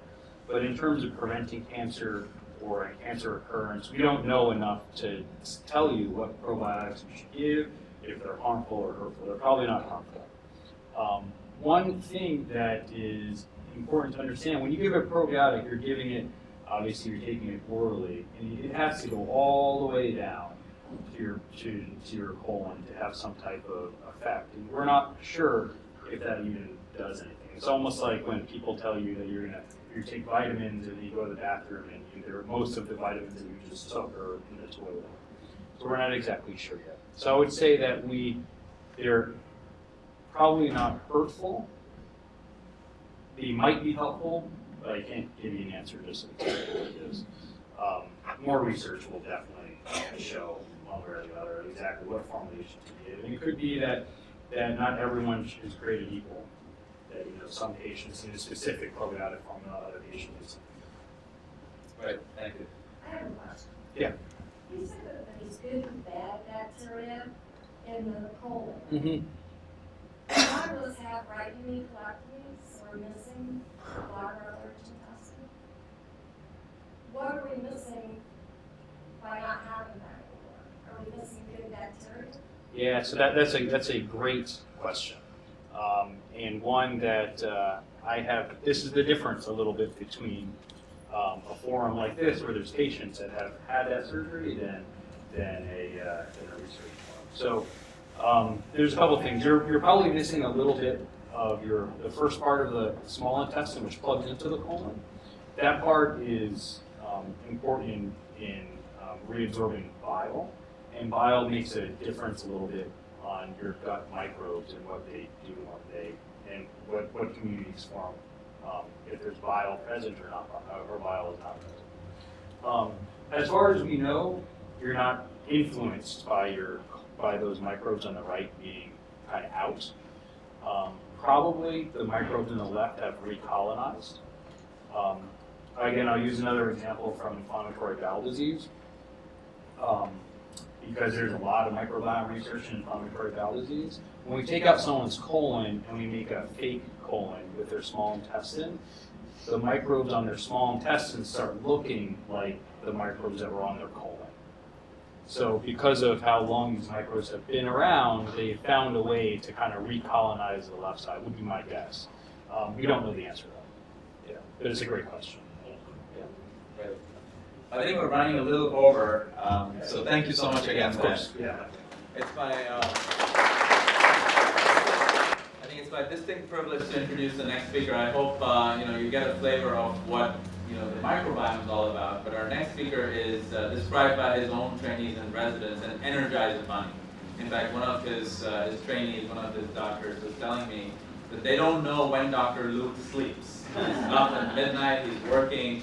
To all of us, he's an inspiration. He's a young investigator, has all the clinical trials on immunotherapy. He is probably going to be one of the next Nobel Prize laureates, maybe a few years, not quite ready yet. But he's one of those guys that I enjoy working with. He's a phenomenal doctor, great clinical trialist, and it's a privilege to hear from Dr. Luke about immunotherapy, the advances in immunotherapy for our disease. All right. Right. So I'm usually really loud, so I don't usually need the microphone, but I'll put it on here for the sake of the recording going on here. So I'd echo to say, thanks to all of you for coming, and I really appreciate the opportunity to engage with folks. It is really that, oftentimes in the research setting, we end up talking to other researchers, and we don't get the opportunity actually to talk to the people who maybe need the information more than anyone else. But I appreciated the opportunity to be asked to come and talk about immunotherapy, and I'm going to tell you a little bit about cancer immunotherapy, which for a lot of folks that are dealing with GI cancers hasn't really come into the mainstream yet. But I'm going to tell you about what is this thing that maybe you've been hearing a lot about, and how are we thinking about how that's going to become important in GI cancers. Because there's really no question that immunotherapy for all kinds of cancer, after it's come back, and maybe even keeping it from coming back in the first place, is going to be an important element of cancer treatment in the future. So I do have disclosures. We put them all up now. If anybody's been following the New York Times, just to make sure there's no questions.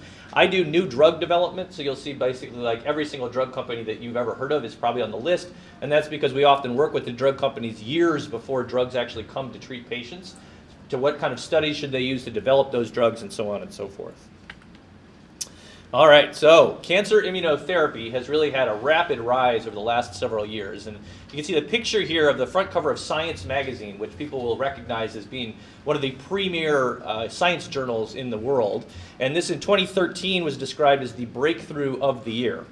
And that was due to the development of a couple of different immunotherapy approaches for cancer that were really pioneered by a couple of people who even just a week ago actually got the Nobel Prize in medicine. So there's a lot of discussion of Nobel Prizes, but there's an actual Nobel Prize here. So in 2018, Jim Allison and Taksu Hanjo were awarded the Nobel Prize for some of the foundational discoveries in cancer immunotherapy. And to kind of bring it home, we know Jim Allison very well here because he's been a close collaborator of ours for a long time, but also because he's the harmonica player in our band.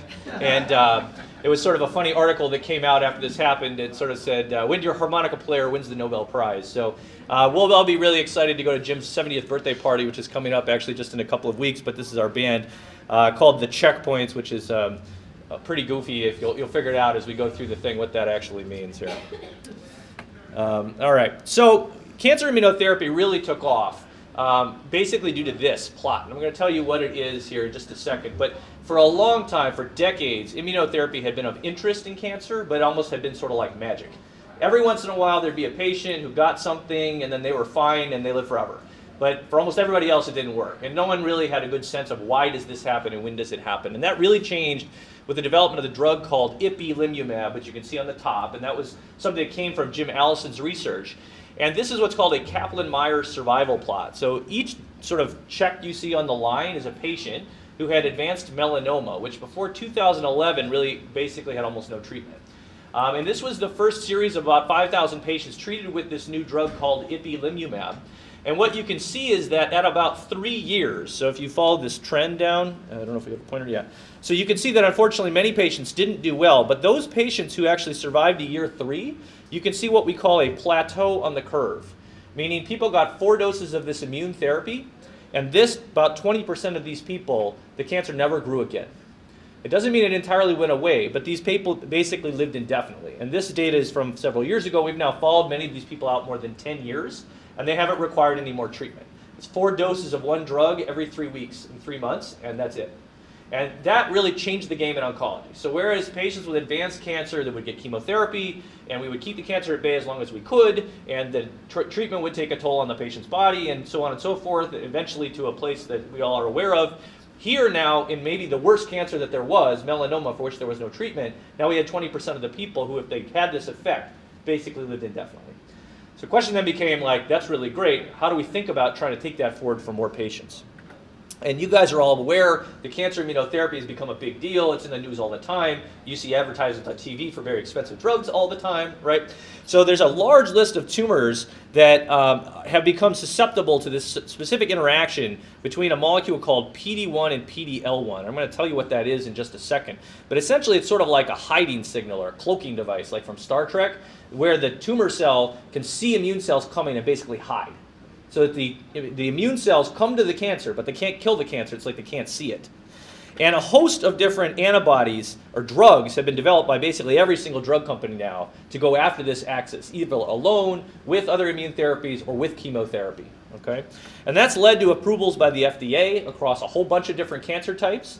And basically every cancer that's now on this list is being investigated in clinical trials now to figure out where cancer immunotherapy is going to fit for the treatment of that disease. And I think, again, as someone who's obviously drank the Kool-Aid on cancer immunotherapy, it's likely to be the case that in every single kind of cancer, we're using cancer immunotherapy over the next several years in some form or fashion.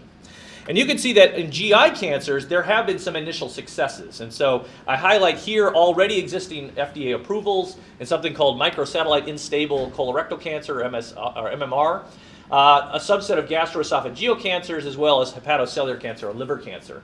Unfortunately, though, the majority of GI cancers, appendix cancer included, to date have not been as responsive to these early immunotherapies as we hope. But I'm going to show you the way at the University of Chicago that we're thinking about this problem and how we're going to start to get to a place where these cancer immunotherapies can be effective for GI cancers and for the vast majority of patients who, unfortunately, they haven't really worked in so far. And so I was actually at the Dana-Farber Harvard Cancer Center. That was where my first job was out of fellowship. And I actually got recruited here really based on this picture. Which was to say that cancer immunotherapy was changing the game. I treated patients with melanoma, and we didn't know why or when or how, but you just hoped pray to God that your patient was the 1 in 5 where that effect that I talked about already was seen. But we didn't know how to pick who those people would be. And it isn't to say that we truly know yet, but we have an idea. And my colleague and mentor Tom Gajewski, had been working for a couple of decades actually on this question of why is it that sometimes patients have an immune response to cancer and sometimes they don't. Because what he observed treating patients with melanoma vaccines going back into the 80s was that vaccines, in quotes, don't work for cancer, except every once in a while they do. And in every single clinical trial we would do, there'd be like one guy who actually would go along for years and do well. And what Tom observed was if you actually cut the tumor out of that patient and look at it under the microscope, you'd see that the people who had the cancer stay at bay a long time had the sort of thing on the left-hand side, where a lot of CD8 immune cells had gone in the tumor, and once they had gotten there, they started doing a lot of immune work, which you could measure through a number of other things that are shown there. And he called this the T-cell inflamed phenotype. And unfortunately, a minority of patients have that, but if they do, those are the ones that respond to immunotherapy. But in contrast, most patients with cancer in general have not mounted this spontaneous immune response. And therefore, when you give immunotherapy, you're not augmenting anything because it hasn't happened. And we really think that that is the key to understanding and expanding the benefit of immunotherapy. So this shows sort of visually the difference between patients with an immune response and non-response. The other big sort of advancement, I think, in this field, again, that came out of the University of Chicago, was the early application of large-scale omics technologies. So Dr. Gajewski's lab was able to do what's called RNA chip analysis, looking at which genes across the entire genome were turned on in the patients who had a good immune response versus those that didn't. And by being able to do that, we were able to actually decipher, sort of in a computer analysis, which patients were the ones that had this phenotype. So these patients are this group. And when we look at the outcomes of patients treated with immunotherapy, if you stratify them by that, you see huge differences. So this is, again, one of these plots of how patients do, and suffice it to say that the patients in gold are golden, and the patients who are not gold are not so golden. So the people who have this phenotype at baseline are clearly the people who benefit the most from immunotherapy. So a very pressing question then becomes, how do we figure out who those are? And how do we get the people who don't have this going? How do we turn it on? Okay? And so we're thinking of a lot of ways to try to think about that question and how we might attack it. And so in our group, we're really trying to sort of investigate what are the molecular mechanisms that differentiate the T-cell inflamed tumors versus the non-T-cell inflamed tumors. And we're currently working through sort of 3 large hypotheses around this. One is to say that the tumors could be different, right?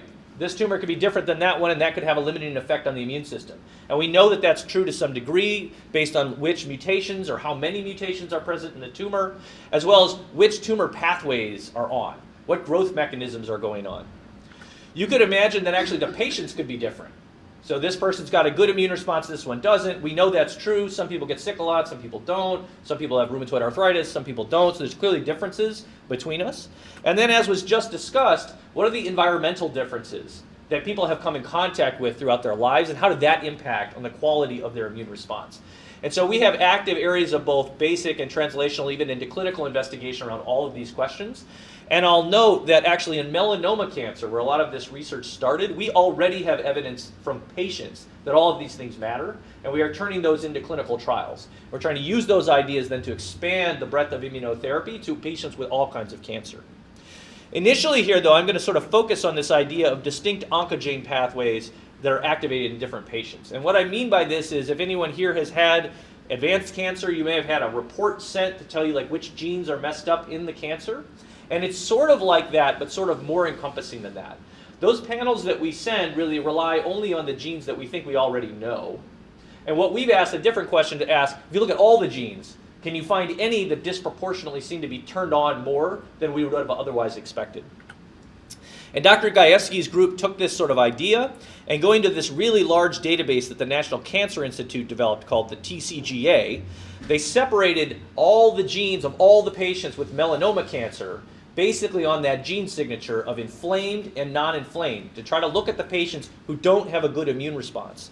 And when they did that, you can see that the data sort of looks like this. We call it a heat map, and you can see the blue into red. And so for our purposes, it's cold into hot. So non-inflamed tumors are cold, inflamed tumors are hot. And what they asked was, which genes are disproportionately turned on in the cold tumors? The people who don't have an immune response. What genes did the tumor turn on that might actually correlate with the lack of the immune response? And what they were able to identify was that a certain pathway around a gene called beta-catenin was really important in this regard. And it turns out that beta-catenin is very important in a number of different kinds of cancers, especially GI cancers, and I'm going to come to that in just a second. They then took that observation and then looked in tumors that had been generated in mice and asked the question, if you turn on the beta-catenin, what happens? And what you can see here is that in this model, this is a melanoma model, but it doesn't so much matter. You can see that at baseline in these tumors, there's a lot of these T cells. Those are the immune cells. But if you add in the cate gene, all those immune cells go away. In other words, if you turn on this gene, it makes the immune system go away. Okay? And they were able to work out a very elegant mechanism as to why that is, and I won't go through all of the details, but suffice it to say, when the tumor turns on this gene, it shuts down recruitment of immune cells, basically by getting rid of what we call a gradient of chemokines. But you can kind of think about it like Hansel and Gretel. Basically, the crumbs that the immune cells need to follow into the tumor gets rid of them. So that the immune cells can't see the tumor. They don't know that the tumor is there. And when they put this back into the mice, what you can see is that in these BRAF P10 melanoma models, if you treat the mice who have these tumors with immune therapy, it works. But if you turn on this beta-catenin gene, it doesn't work anymore.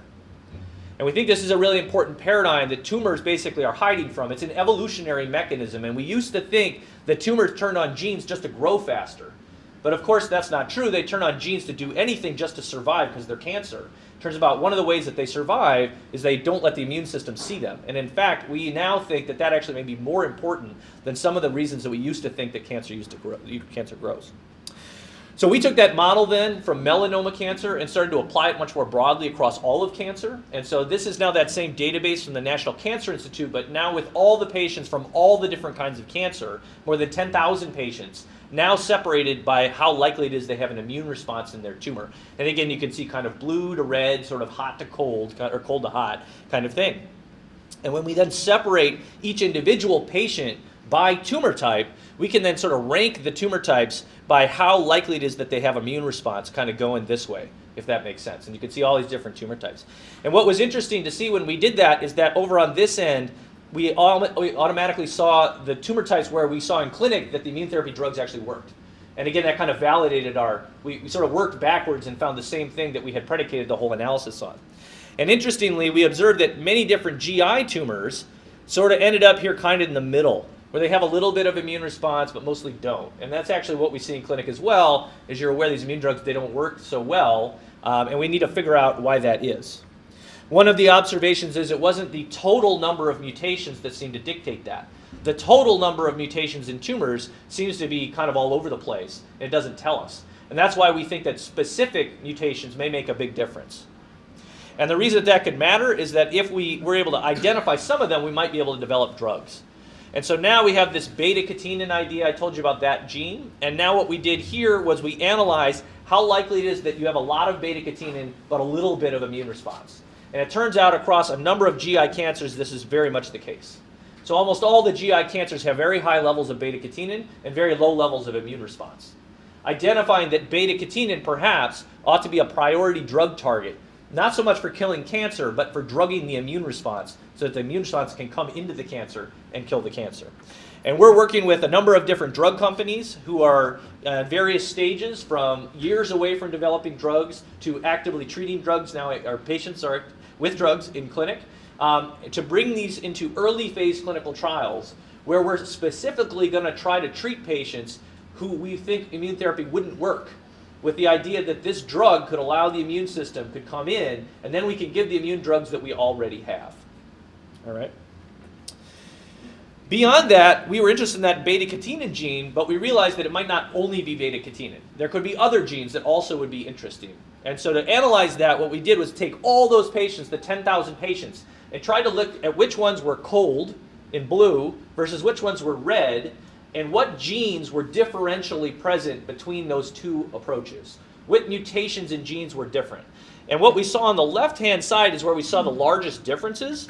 And very interesting to us, taking an unbiased view, the first thing that we found was a lot of beta-catenin genes. And of course, that was cool because I just got done telling you all this other research we did. And so that sort of validated it. But another set of genes around a mutation in a gene called P10 showed up quite a bit. We saw mutations in a gene called FGFR3. We saw a mutation in a gene called KDM6A, genes IDH1 and 2, as well as RAS genes. And it turns out a lot of these mutations show up preferentially in GI cancers. And we think that it very much could be the case that the tumors specifically get these mutations because it keeps the immune system from finding them and killing them. And therefore, if we could give drugs that went after these, it's possible we could wake the immune system up or allow the immune system to see the cancer and then come in with the immune therapy drugs that we already have. And we have a number of clinical trials ongoing with this idea. And again, this is one of sort of the insightful areas of science where the University of Chicago has been able to take an observation and then rapidly go forward, even ahead of the drug companies, to try to say, these are things that we already have, we just need to use them smarter. So what is the future then? The future in immunotherapy is clearly in combination approaches. And just to emphasize our clinical development program here, this is kind of a famous cartoon that back a few years ago emphasized how many different immune targets there could be to develop drugs for the immune system. And the reason I show it is I think it kind of highlights how rapidly this field has moved and how integral we have been in it at the University of Chicago. So you can see I talked about CTLA-4, that was that first curve, and I mentioned the PD-1. But at the University of Chicago, we've already done immune therapy clinical trials of all of these in combination or alone, as well as we have ongoing trials looking at basically everything else in cancer. Because essentially, the way we thought about cancer in the past was probably backwards. In other words, we did what we could do, trying to keep people alive as long as possible, but some of the things we did, we may have not done them optimally in such a fashion that we could use the immune system. And now we want to reimagine, knowing that some patients can live indefinitely with advanced cancer, getting immunotherapy, how do we use all of these things that we already have, like radiation therapy and chemotherapy, to actually allow the immune system to be more effective? So we have lots of clinical trials ongoing in that regard. So really our paradigm here then is to try to think about the non-inflamed tumors. We call them sort of like desert tumors. The immune system is not seeing these tumors. There's no immune cells go in there. And how do we get them converted into T-cell inflamed tumors? Because we think those tumors are the ones where when we give the immune therapies we already have, we can get people who can live indefinitely out into the future. And again, just to emphasize where the University of Chicago has been really, really important, we think one of the major deficits is that initial starting point. I told you that the tumor's turning on these genes to keep the immune system out. Is there a way we could just turn the immune system on? And a number of labs here at the University of Chicago have been working on this question. How does the immune system know the cancer, can sense the cancer? And it turns out one of the ways that we think is really important, coming out of the Gajewski and Wexelbaum labs here, was that a certain pathway within your body can sense the difference between your normal DNA and tumor-derived DNA particles. And that actually turns on a cascade of molecular switches that leads to basically an immune activation. And so that's how your immune system can know the cancer is there. And it's mediated preferentially through this molecule called STING. And I was at the NIH to advocate for cancer funding recently with the National Cancer Institute director. And I told this joke, and it was hilarious, because I don't know if you guys have ever been to the offices of your representatives, but everybody who works there is like 12. And so I told him this joke about using a lawnmower. Remember lawnmowers, you had to like prime the thing and you'd pull it? We've got to pull it. The question is, can we prime it, right? So I told this, and I got like this size audience, and it was like, what? What's a lawnmower? Like, what are you talking about? Like, I have no idea what you're talking about, right? So, but that's our idea here, right? We've got the pull. The question is, can we get the prime? And we think this STING molecule might be really, really important in that regard. This STING senses the tumors there, and it turns the whole thing on. And so we've been sort of the leading international site in the development of drugs that hit STING to try to basically prime the thing so we can come back in and pull it. And we think it's very possible that a future could exist where we literally take a drug in a syringe and we stick it in the tumor to turn the immune cell on in the tumor, because it will then become inflamed, and then we can give these immune therapy drugs like you see on TV all the time, and we would expect that they might work. Okay? There are other ways to do this as well, which have actually already been done in clinic, and I think it's worth highlighting. There are actually viruses that have been developed by pharmaceutical companies to infect cancer. And the major rationale we think for that is that the viral sensing response turns on very similar pathways to the tumor sensing response, and it pulls those immune cells in. So this is a drug that you'll love called Tolimagene laherparepvec. Say that 10 times. And essentially what we do is we draw this virus in a syringe, and we come in and we inject it in a tumor. And currently we do this in melanoma cancer because we can see it on the skin, but theoretically we could stick it wherever we would need to do it. And the virus then replicates in the cancer cells, just like it would like a cold sore virus in your mouth. But when it bursts the cancer cell, it's been re-engineered to make human immune genes that attract immune cells to come in. Again, same idea, right? Because then the immune system can see the cancer and we can come back in with the ripcord with immunotherapy. And there are a number of clinical trials ongoing to do this, in which we take this syringe you can see here and we inject in the tumors. And we're starting to do this in other spots, like in the liver and in other places. And then we give this immune therapy, and in this case you can see this drug called pembrolizumab that you've probably heard of. And just to emphasize that this does what we think it does. So this is a figure showing that patients at baseline had these pink spots in their tumor. The pink is the immune system. And after you inject the virus, you see what happens. The number of immune cells goes up dramatically because it sensed the virus. Then you come in with the ripcord with the immune therapy, and now all of a sudden the whole thing turned pink because the immune system has just come in.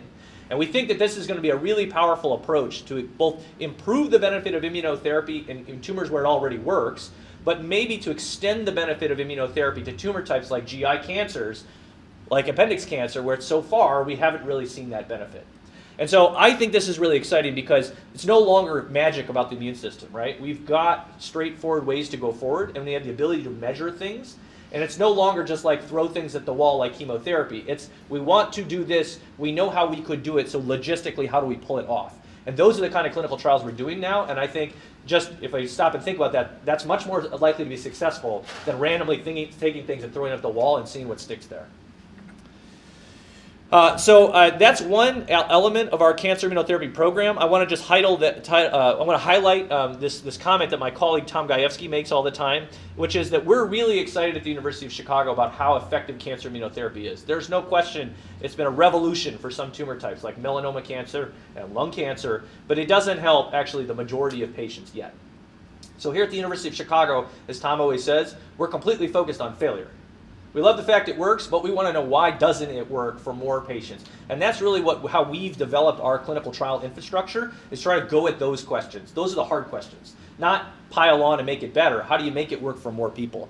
And to do that, we have a number of different approaches. I just told you about STING agonists, and again, we're one of probably the leading international site for this. We have a huge program with our colleagues that you're just about to hear next from Dr. Petrotta about combining radiation therapy with immunotherapy. It turns out radiation does a lot of these same ideas that I talked about.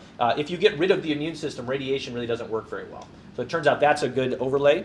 There are a number of other ways to go after it, like trying to sort of knock down barriers for immune cells to come into the tumor. It turns out sort of like a castle. The tumor can put up walls to just not physically let immune cells in.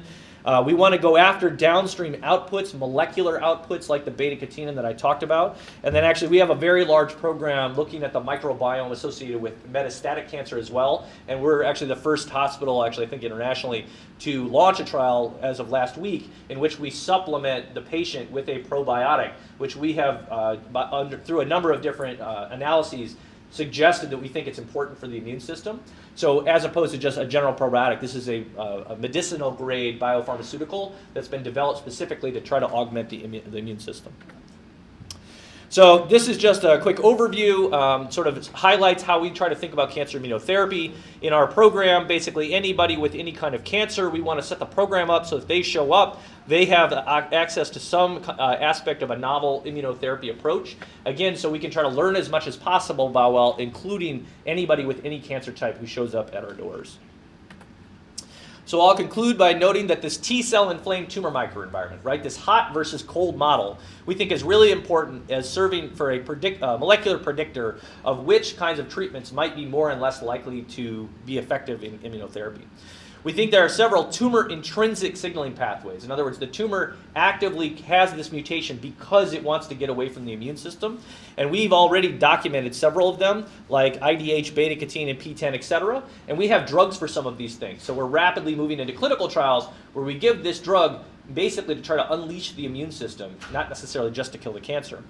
And then finally, we really need to think about approaches that go towards our two models. So if you don't have an immune response, what are we going to do to get the immune response going so we can give the treatments that we already have? And that's really the sort of overarching paradigm that we use in the development of our clinical investigation program.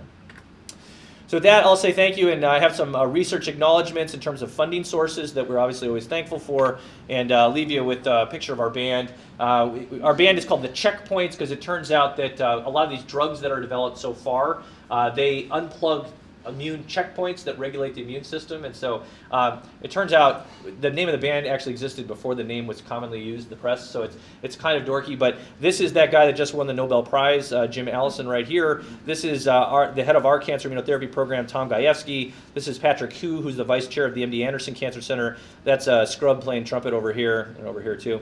And it's super fun, and we'll be playing again soon at the Society for Immunotherapy of Cancer meeting in Washington, D.C. in actually just a couple of weeks. So I'm trying to get my chops worked back up. So. Thank you very much. What do you play? I'm the trumpet player. Oh, okay. Thank you very much.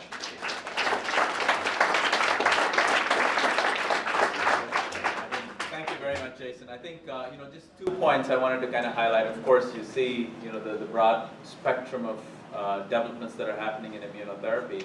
But I think also as cancer doctors, the way we think about our cancers have changed. You came to see doctors who had expertise in appendix cancer. But now what we're realizing is that there's a group of doctors like Dr. Luke who can actually think about a cancer more from like the molecular parts of it, what the immune response is. So he has the expertise of being able to treat melanoma, appendix cancer, colon cancer, breast cancer, prostate cancer in the same breath because of their expertise in understanding sort of how these tumors work. So I think, we were actually slated for a break at this time and some Q&A. I'll say let's take about 5 minutes for you guys to stretch your feet a little bit, get some coffee if you want. Dr. Shogun and Dr. Luke are going to be here for a little bit, so if you guys want to chat with them for a few minutes, and then we'll get started again with Dr. Turaga. So maybe just 5 minutes of a quick break. As usual. Fantastic. All right. Always.